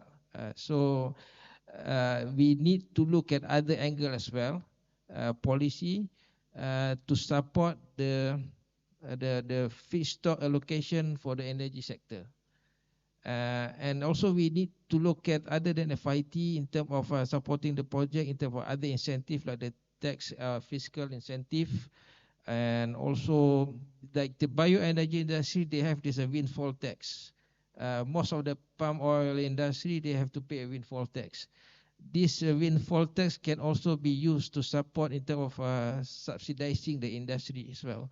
So, so rather than relying on the limited ARIF fund that we have, we can use other mechanism to make sure the industry is more attractive. That's the thing. Another thing is, we also have to look for new resources, FIT to use for new resources. Currently, we only rely on small hydro and plantation industry, which is palm oil. But this will not support enough capacity for future for NDTR. So we need to look at more resources using the FIT mechanism to support. Currently, if you have new resources or new technology, there are not many mechanisms to support for it. People don't know how to go. Unlike solar, they have a lot of mechanisms that are competitive for them. But if you want to go for wind, if you want to go for ocean biomass, let's say, the only mechanism that we have now is FIT. So we need to look at FIT in terms of how to support development of a pilot project or proof of concept project to enable new technologies coming in to prepare for the future resources. Thank you. So you foresee FIT still being relevant for the future? It's relevant and crucial to support the new, especially for the new technology. Right. Thank you. Okay, Encik Rumaizi from Energy Commission. As Malaysia accelerates its renewable energy transition, how is the Energy Commission ensuring that regulatory frameworks evolve to maintain system reliability, affordability, and energy security while facilitating rapid RE integration? Assalamualaikum warahmatullahi wabarakatuh, and a very good afternoon. Thank you for having me here today, Professor. Thank you. And I think the interesting parts about the conversation is this. We're talking about, the question is that how ST would manage the factor of affordabilities, sustainabilities, and securities of energies. And today on the stage we have Tuan Haji Saiful, explain to us the way forward for FITs and the potentials of having a tiered costing in place with the variable cost being recognized as well. And then we also have with us Dr. Samsul, who says that we should prioritize the energy securities against the cost and whatnot. But at the end of the day, the whole of these auditoriums, was asking us, please maintain the tariff as low as possible. So it's always a dilemma to us as well, I think, to do that, to juggle between the three components of the trilemma. having to say that, I think as the regulators, it is important that we understand what is happening in the within our environment. What are the things that change as far as energy landscapes are concerned? Where are we moving? What technologies will be introduced? So when we do the policy implementations, these points will be also considered, because at the end of the day, what matters and what is important, the utmost priorities to Energy Commission is to ensure that the well-being of the consumers be well taken care of. I think that is important because that translates into the demand. Without demand, then it is difficult to manage the supplies. So that's why our approach is always looking into what would be how do we make sure that the consumer is always protected. So on that note, as far as progress is concerned, up until today, we already have about 9,000 megawatts of renewables capacity being in place. And out of that, about 5,600 megawatts is in solar. And on year basis, we will continue to enhance our LSS project with a target of about around 2 gigawatt every year. So that is important because at the end of the day, we need to be able to confidently reaching the net zero target by 2050. So having that in place to make sure that the rest of the balancing of the energy trilemma is in place. Some of the things that we have done, including strengthening the technical and interconnection framework. So we do have regular updates and reviews of our codes to make sure that it reflects the requirements, technical requirements of the arrangement. I think what has been shared earlier with our conversation between Professor Lang. For us to ensure security of supply, there are a lot of lessons learned that we can take. One of them, for example, is what happened to Spain and in Europe. I think some of those elements, like what Professor was saying, setting up a simple point as setting up the the set point is important to make sure that if anything happens, then it will not give a shock to the system.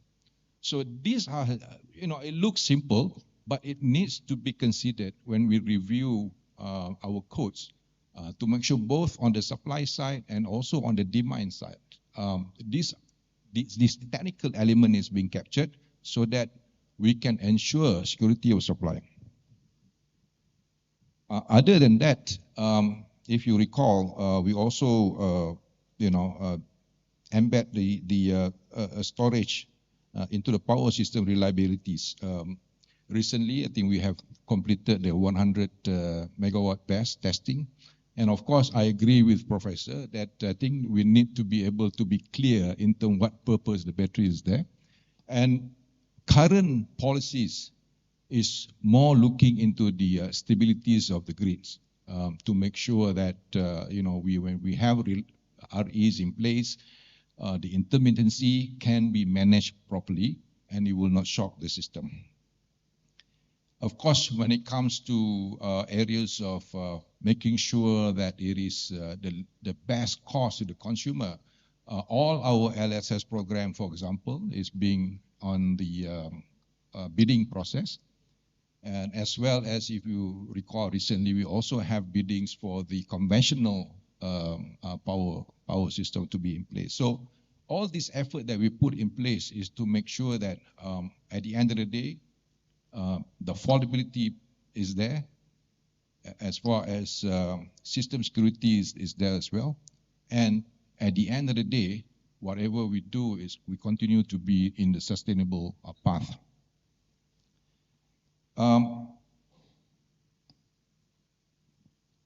I think I do have quite a number of things to share, but I think one item that I would like to stress is also, which is not very much put in place, is education, consumer education. We continue to strive for it, and as you know, we do have a programs called Malaysia Energy Literacy Programs in place. The idea is to make sure that the knowledge in energy, it is not just meant for the business, for the industries, but it needs to be adopted as early as possible. Because at the end of the day, for example, for the school children, these in the next 10, 15, 20 years, these are the people that will be managing our energy system. So we plan to expose them as early as possible. And one of the program is MELP. And MELP is not just about school children. I think recently we also have embedded the elements of energy as an elective in universities. This is important because we believe that understanding of the energy system would ensure that the adoptions of towards sustainability path is something that can be carried forward to the future. Because we are not seeing the result next day. I'm 58 today, and I'll be retiring soon. But those new generation will take place and will continue that path. And for them to be able to reach the target that we set today in 2050, they need to be equipped well, so that they can carry on and continue that. By 2050, I'm not sure whether I'm still be around though. Hope if I'm still be around, I can witness whether this is something that we have successfully achieved. Anyway, that will be the end of my comment. Right. Thank you so much. I think we've completed the first round, which is more looking for the broader vision. And in the second round, we are now going to look into the transition challenges and strategic responses. So again, let's start with Prof. Lan. So from your energy plan modeling experience, what are the critical factors Malaysia should prioritize to maintain reliability while targeting 70% renewable energy capacity by 2050? Any advice on that? Yes, thank you for the question. And I'm often asked questions like that, where they say to me, Henrik, say 3 things that really matter. So what is the most important thing? And I can never answer these questions because when you look at it, it's many things. And that's really what makes it complex. It's many technologies. They are not all of them mature. So we still need technological development. We need innovation. We need some of those technologies to be commercial, just to mention one thing. Another thing is that we also need to implement them, and new things will arise when we do that. We also need public awareness, who should own them. We have an experience in Denmark is that if I, for example, I owned a wind turbine with my neighbors I live in a village, and we were 40 families owning a wind turbine together, and we loved it because it was our own wind turbine. We loved it. And then other places, big investors come and put wind turbines in the backyard of people where they live, and they hate it. So there's also a lot of emotional things introduced to learn that this is something that you love if it's your own, and you hate if it's something that is enforced. And so there are so many things, and all the regulation and the issues we have here. So the one thing most important, I will say, is to realize that there is not one thing, there is a lot of things. So this is really what and it's not easy, and it's not something that you can do top down. You have to initiate discussions, you have to involve local people, and in my view, local people are eager to do good for the community and for the planet if they are allowed, and if they can do it in a manner where all the trilemmas are satisfied. So I think that's important to focus on how those processes are involved. That's my experience. Thank you for that, especially on the engagement with the local people, which actually is now more the movement even in scientific progress. And perhaps what Cik Romaizi mentioned earlier on educating the public could eventually extend to engaging more to get input from them, and they can even participate in solving problems. Yeah. Next, Engineer Dr. Shamsul. How is Genco preparing its existing fleet for the decarbonization while balancing cost, efficiency, and emissions? Okay, thanks, Prof, for the question. I think first, when we take a look at the decarbonization effort, we must be in line with what country wants first, and then what the MB wants, and then we will follow suit. So as we all know that the country has pledged for net zero emission by 2050. And then at the MB level, we also have our own sustainability pathway, of which we are aiming to get the net zero by 2050 as well. So we, as the 100% only owned by TNB, we also have our own plan. We call it as a phase, data-driven and also pragmatic strategy, in which we call it as brown to green. So, which is also one of our strategic pillars in Genco, is the third pillar. So what we have is that we segregate the effort based on the phase 1, phase 2, and phase 3.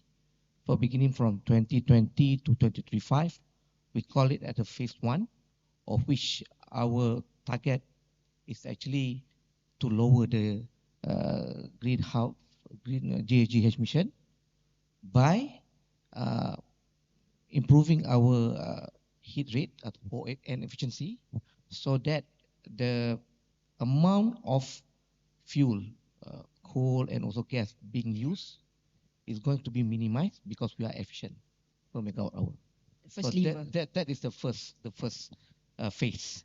Second phase, beginning next year until 2035, we are actually looking into the fuel transition, of which you know that in the pipeline we have a lot of projects. We have some hydro projects, and more importantly, we are going to replace some of our coal fleet with the combined cycle gas turbine with hydrogen ready. So in our pipeline, we are targeting about quite a big megawatt in order for us to incorporate this. And the third phase, which is very important as well, beginning 2036 up until 2050, this is where the innovation is coming from. So for instance, we are also looking at the CCUS, even though now it's still expensive, but we have conducted a joint feasibility study with Petronas in terms of logistics, in terms of supply chain and things like that. And at the same time, we are doing that not only for our coal power plant, but we are doing that for one of our latest CCGT plant as well. And at present, we are implementing the pilot project in one of our coal power plants to demonstrate whether we can capture about 5,000 kg of CO2 by 2026. So we hope that we call it as a Project Dragon. So we would like to capture the carbon, and then whether we can use it through hydrogenation or biological pathway.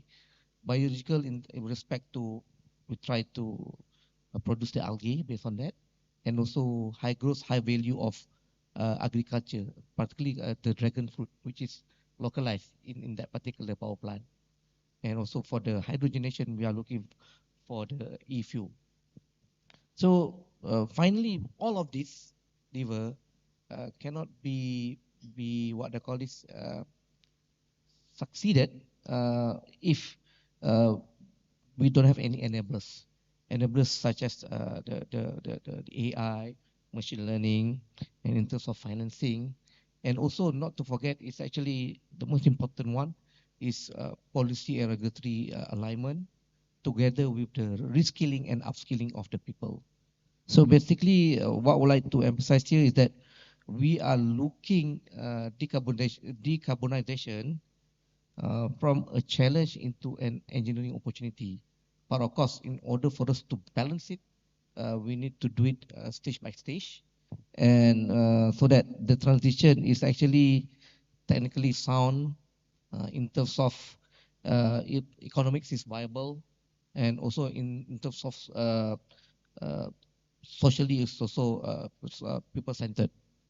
So I think that is what we are going to do with regard to the decarbonization and cutting emission. Thank you for that. The next for Seda, Tuan Haji Saiful, what key policy shifts or market reforms are needed to attract large-scale corporate buyers into Malaysia's green energy ecosystem under programs like CRES? Okay. This question is about to attract corporate buyers for a scheme like CRES. First, the scheme CRES is very useful, and it's a very good scheme that enables third-party access, enable a direct transaction between generators and off-takers. And it's also very good if this can also be taken up by all the kind of industries other than solar. That means bioenergy developers, hydro developer can also participate in this scheme. So what we can see now from this CRES scheme, to attract corporate buyers, most of the corporate buyers now, the challenges is for them to accept a long-term contract. This is a bit contradicting with what is required by the developers due to the financing requirement to get for the developers to get their financial close. The financiers always impose on long-term contract. But on the other side, the buyers, the off-takers, the corporate buyers, they don't like to be tied up with the long-term contract because they are always looking for a best price at every time. So they have this anticipation that maybe in 5 or 6 years they can get a better price, or maybe in 5 6 years they can relocate anywhere else. So these are the mismatch between the corporate buyers and generators currently. So another way to do this, to enable this transaction, maybe in the whole electricity system, the Malaysian electricity supply industry, we can look into the wholesale market, where in part of a long-term contract, there is a wholesale market that the generators can sell their electricity through the market, and the corporate buyers can purchase their electricity through the wholesale market for a period that they want, 3 years or 4 years or 5 years, for future market. So this can also solve the issues of a long-term contract that also might attract more buyers to engage in this program. Right. Thank you. Sounds interesting. Encik Romaizi, back to you. With the introduction of the third-party access framework and the diversification of gas market participants, what challenges and opportunities do you foresee in aligning gas as a transition fuel within Malaysia's broader decarbonization and market liberalization agenda? Okay, I see these two parts of the questions. The first challenge is really on the terms. Are we proceeding gas as the transition fuel, or are we moving forward with gas as a destination fuel? I think it's important. It needs to be clear which path are we taking, because the variation between the two is big. And it's also important to make sure that we are giving the right signal to the market so that they can respond appropriately. I think when we have seen the system planning, year on year, in terms of how do we move to 2050, what would be the energy mix, what would be the capacity mix, and whatnot. At this point, I don't see that major reduction in gas as a fuel. I think it's still in our documentations, whether we are doing it in NETR or whatever, MTN and whatever platform that we have, the portion of gas is still one big chunk. It varies from interpretation between 25% of the total capacity up to 40% of the total capacity, depends on the scenarios that we're looking at. So it is important then for us to be aligned that when we talk about gas as a fuel, within the energy transition framework, we need to recognize that as a destination fuel. Because if we were to compare Malaysia with Denmark, for example, we don't have that luxury of wind, which actually more consistent or more, they have what was the word? You can get probably 50%, 60% from wind. Capacity factor, that's the word, capacity factor. And probably, 25% on the PV, around that, slightly higher. Lesser, it's even worse. Okay, now it's lesser than that. So we don't have that luxury. Our hydro is also limited.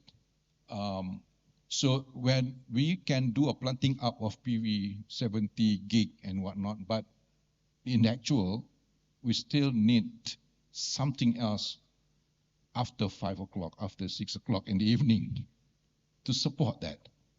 So I think moving forward, it needs to be clear that gas, as far as fuel is concerned, should be recognized as destination fuel, because beyond 2050, we're going to need that as well. Now, the parts that is, why this is important is this. We produce, or we have our own resources as far as gas is concerned. But for Peninsular Malaysia, we are quite limited. We don't have much as far as exploration is concerned. And as what we know from the reports that we have, the availability of this gas is actually being reduced year on year. So if currently, for example, power supply is using around 1,900 to 1,000 million scarf of gas per day, in 2035, in 2040, for example, we are estimating to have it being at the level of 3,000 million scarf per day. So that is actually a threefold increase from 1,000 that we are experiencing, that we need today. So in 2040, there will be a 3,000. So now with the depleting resources, what it means is that we need to cater for more import LNG. So that signal must be clear in the markets, because there has to be somebody who needs to build that infrastructure. There must be somebody or industries who actually go out there trying to source the right, the most affordable LNG from global supply to Malaysia. And we are going to be competing with our neighboring countries. So that's why that definition is important. So, I've done that part. I'm going to the second part. 1 minute. Oh, sure. Thank you for the reminder. I think we have launched the third-party access market liberalizations since we have worked on it since the enactment of the act effectively in 2017. And the actual markets opening, contestable market, happens in 2022, right? And what we have seen is that the non-power sector really utilized that. And what we are seeing today is that if previously there's only one suppliers in that particular sectors, now there are more than 4 suppliers. What it means is this: choice. Now those buyers now have the choice. They can actually do a separate negotiation with the different parties to make sure that it satisfies their requirement, because not single consumer has the same requirement. If you run a steel plant, is a different requirement than who runs the glove plant, for example. So now they have the opportunity to do that. So what I'm saying is that in power sector, that does not happen.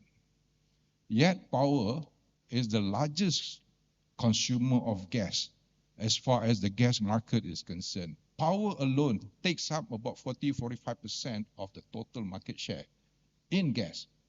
But somehow that liberalization, that opportunity to source for other suppliers, doctor, does not happen. If I can ask a question, I'm going to ask it. But anyway, one of the things that I observe is that we lack of what we call participation in the wholesale markets, because when it comes to power sector, they consume a large amount of gas. So it's different from non-power. They are more on the retail sides. So not that much. It's very small things in it.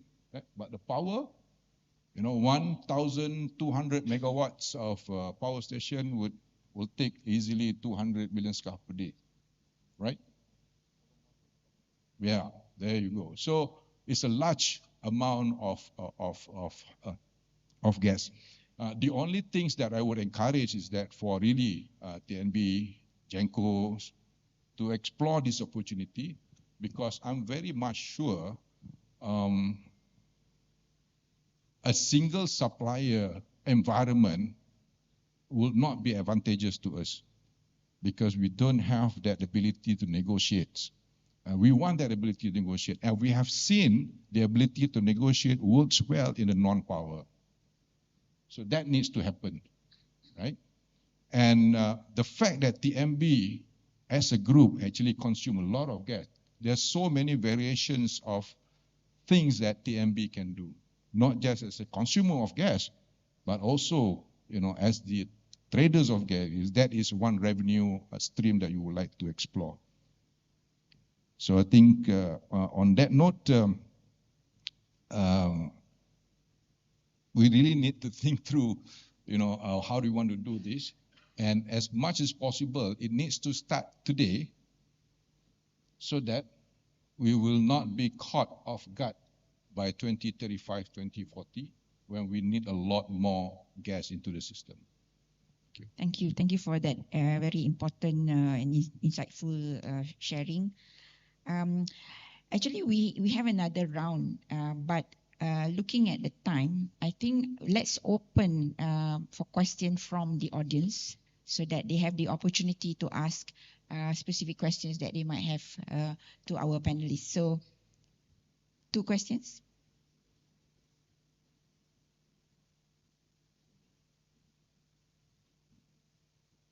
Yeah. I think let's open the floor for questions. If there are, we still have a bit of time, then we can have one last round of short responses on the last part. Okay. So any questions from the audience? Yeah, we have one over there.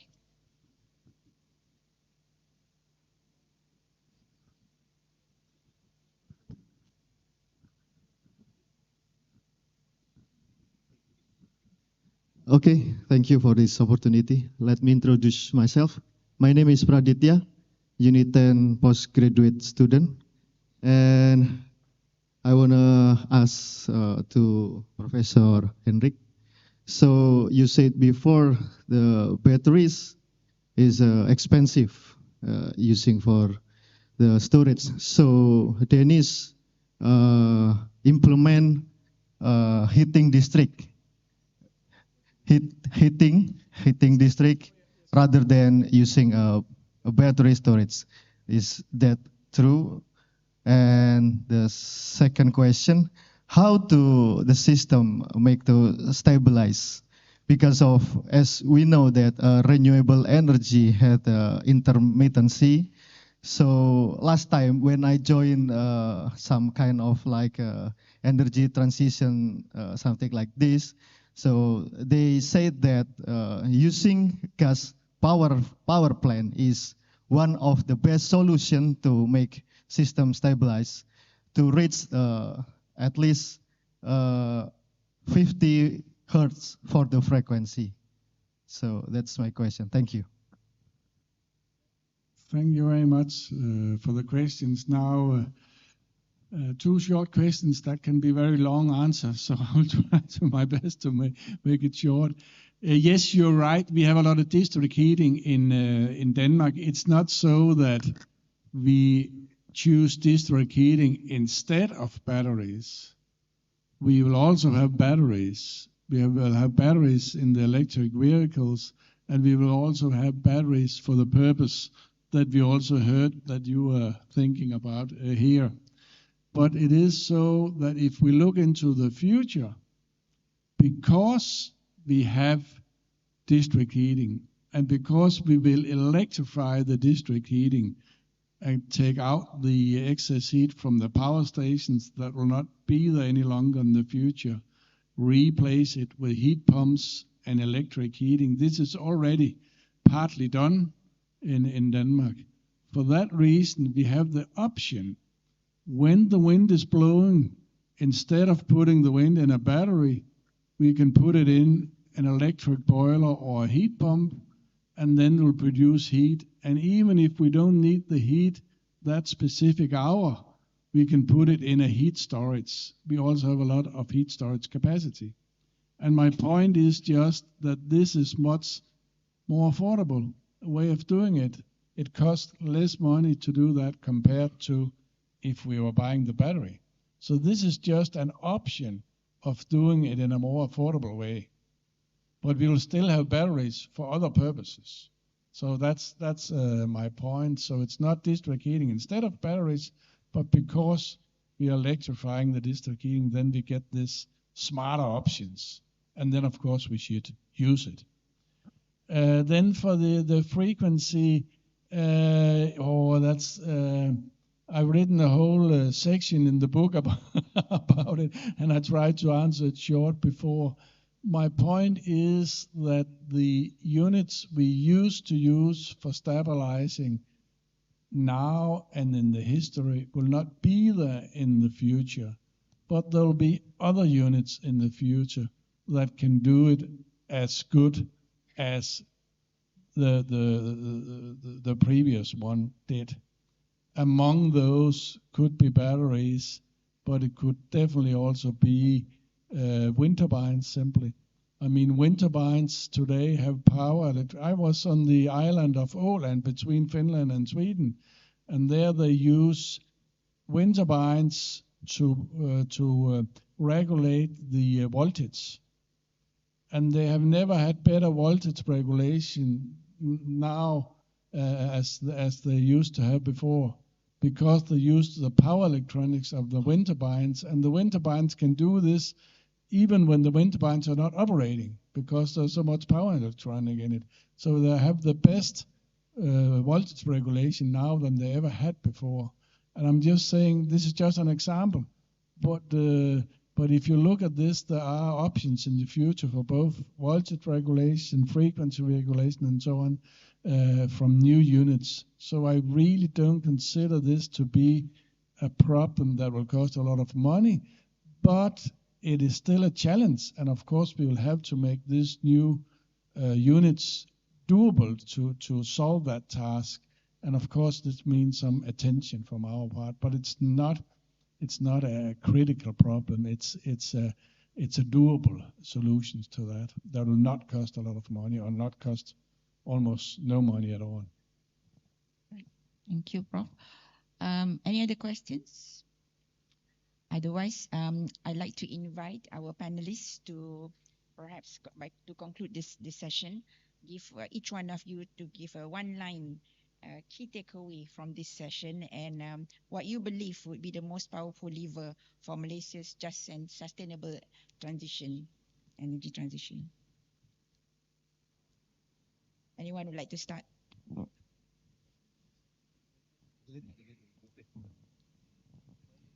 Just one line. One line. We only have time for that. Okay. I think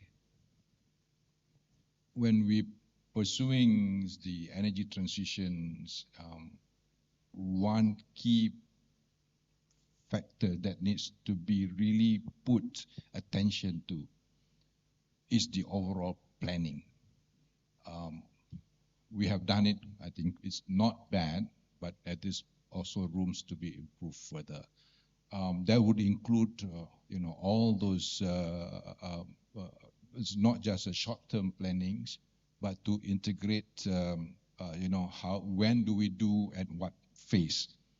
And the reason that is important is to ensure that we safeguard the ideas of one is the security of supply and making sure that it's affordable, but at the same time, ensuring that whatever we do is sustainable. So I think to me, that is a very, very important things to do. Thank you. Strategic planning on a more sustainable future with all the timelines in place. Right. Yeah. Yeah. Okay. So anyone else? Okay. To me, energy transition is not new.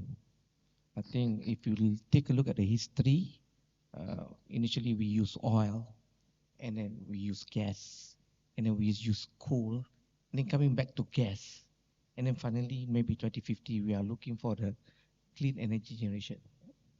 So basically, to me, the education is the most important part, because not many people are very in terms of they must make themselves known, because people take for granted that electricity is given.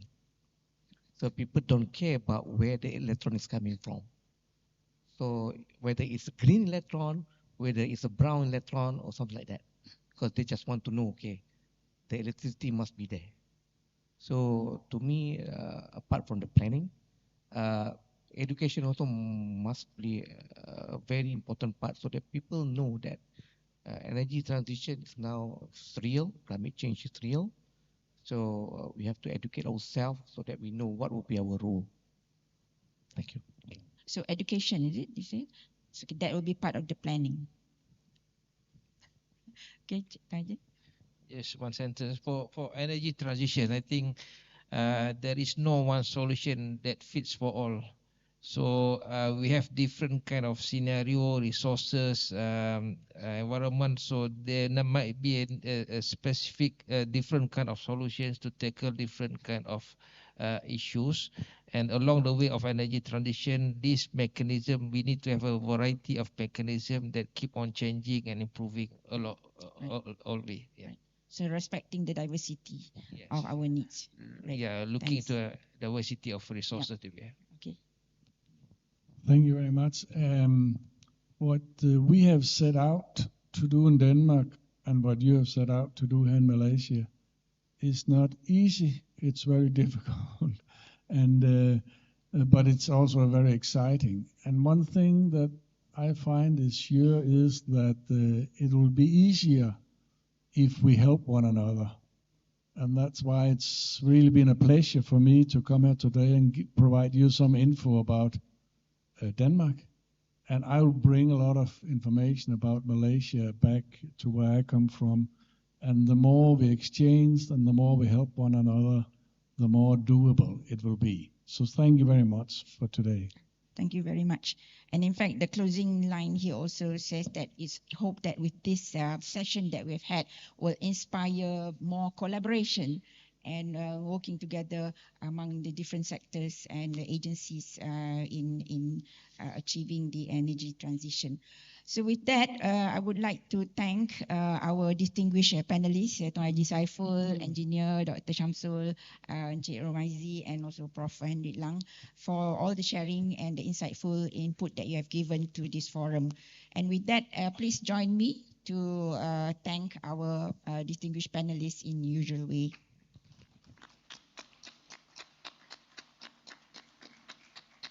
Now I would like to request for the moderator and all panelists to remain on stage. Thank you to our moderator and all panelists for such an engaging and insightful session.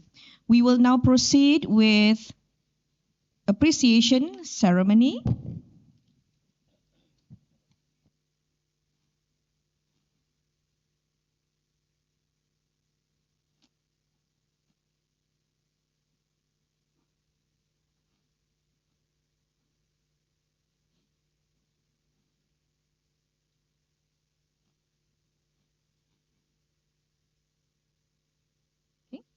To present the mementos, I would like to invite Yang Berusaha Professor Insinyur Dr. Izham bin Zainal Abidin to come forward on stage.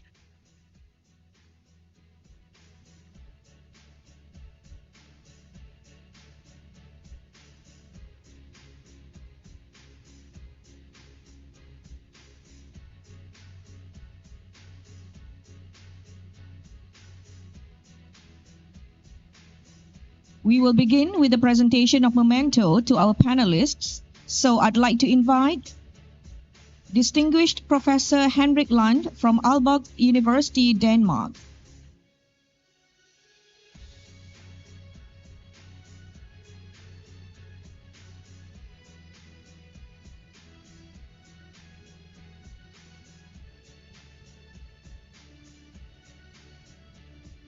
Yang Berusaha Encik Romaizi bin Abdul Halim, Director Strategic Planning and Communication, Energy Commission of Malaysia.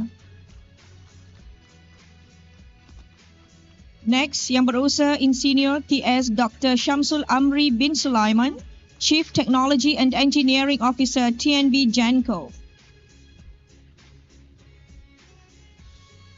And Yang Berusaha Encik Saiful Hakim bin Abdul Rahman, Director of Strategic Planning Division, SEDA. Next is the memento to our moderator, Yang Berusaha Professor Insinyur Dr. Shaliza Ibrahim, Chair of AAIBE Renewable Energy Unit 10. Thank you, Yang Berusaha Prof. Izham and all our distinguished guests. You may now resume your seats. Oh, sorry, photo first.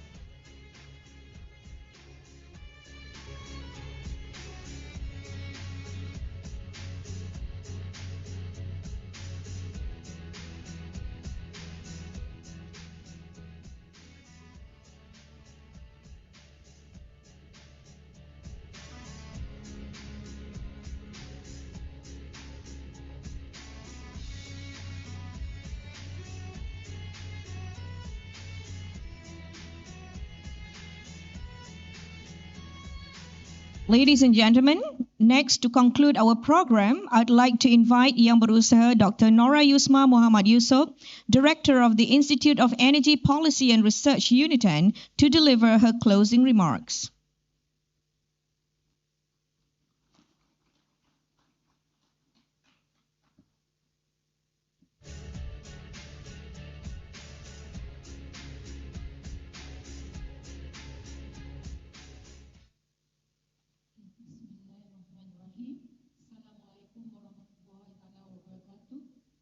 Very good afternoon and warm greetings to everyone. As we conclude this meaningful and forward-looking energy transition public talk and forum, I would like to express our deepest appreciation to all who have made this event a tremendous success. First and foremost, We extend our heartfelt thanks to Yang Berusaha Puan Siti Safinah binti Saleh, Chief Executive Officer of the Energy Commission, Suruhanjaya Tenaga, for her thought-provoking keynote speech and also officiating our event. Your strategic insights and steadfast leadership continue to guide Malaysia's energy journey with vision, courage, and deep commitment to inclusive, sustainable development. Also, very special note to thanks to the Energy Commission of Malaysia as our esteemed co-organizer for your trust, collaboration, and proactive stewardship through the planning and execution of this program. And also, we would like to thank to all ministries representative like Petra, Kementerian Economy, MIDA, SEDA for your supporting our event. We also gratefully acknowledge the tremendous support of Tenaga Nasional Berhad, TNB, and TNB subsidiaries. Your continuous backing and partnership reflect the spirit of unity required to make these energy transitions a reality. Our sincere appreciation also goes to our visiting professor, Professor Gerrit Lang from Albert University of Denmark. Thank you for sharing Denmark's remarkable experience in building a climate-neutral energy system. Your insights provide valuable inspiration as we navigate Malaysia's and ASEAN's own transition pathway.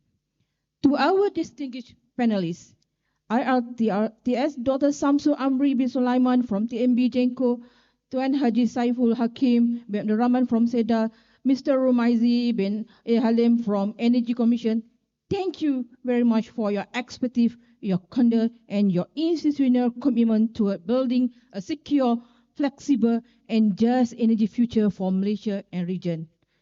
To our Deputy Vice Chancellor, Professor IR Dr. Izham, for the warming welcoming remarks and also especially to the hardworking organizing committees, including dedicated teams from REC, Research Excellence Center, from ITMS, from CCRD, from FMS, and especially for IPRI team, and every department and individual involved behind the scenes. We recognize and deeply appreciate all your tireless effort. From the logistic to coordination, every detail have handled with excellence, and today's success is a direct result of your unwavering dedication. So let us also remember the last key takeaways from discussion, that energy security today depends on the resilience of energy system, adaptability, and the cross-border reliability. And affordability must be redefined through flexible tariff and inclusive access. And sustainability goes beyond carbon. It includes equity, innovation, and resilience. And finally, let today's public talk be a catalyst, not the conclusion. Let it inspire stronger partnership, shared investment, and sustained action across ministry, industry, university, and communities. Let Malaysia and ASEAN rise not in isolation, but in unity to lead the way in just and climate-neutral energy future. With that, I end today's program with lafaz wabillahi taufiq wa hidayah. Assalamualaikum warahmatullahi taala wabarakatuh. Thank you very much.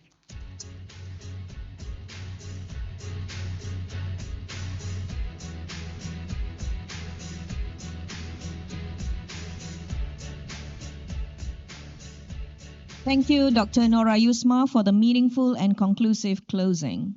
Ladies and gentlemen, we have now come to the end of the Energy Transition Public Talk. On behalf of the organizing committee, I would like to extend our heartfelt appreciation to our distinguished guest, forum panelists, and moderator for their insightful sharing and valuable contributions. To all participants and attendees, thank you for joining us today and for being part of this meaningful discussion on advancing Malaysia's energy transition agenda. May today's discussion inspire continued collaboration toward a sustainable and climate-neutral future. Afternoon tea is now served. So I'd like to invite our distinguished guests to proceed to Ombak for tea. As for our audience, please proceed to Silara 3. Thank you once again and have a pleasant afternoon ahead. See you again.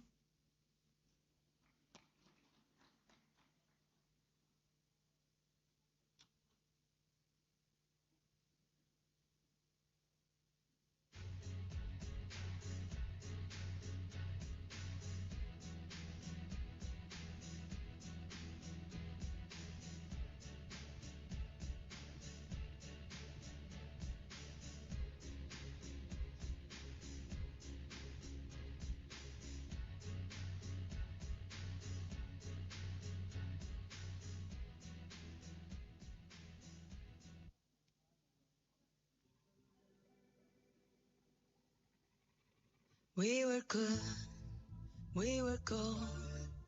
Can the dream that can be so? We were right till we were. Build a home that was deeper. I didn't wanna leave, I didn't wanna lie. Started to cry, but then remembered I can buy myself flowers. Write my name in the sand. Talk to myself for hours. Say things you don't understand.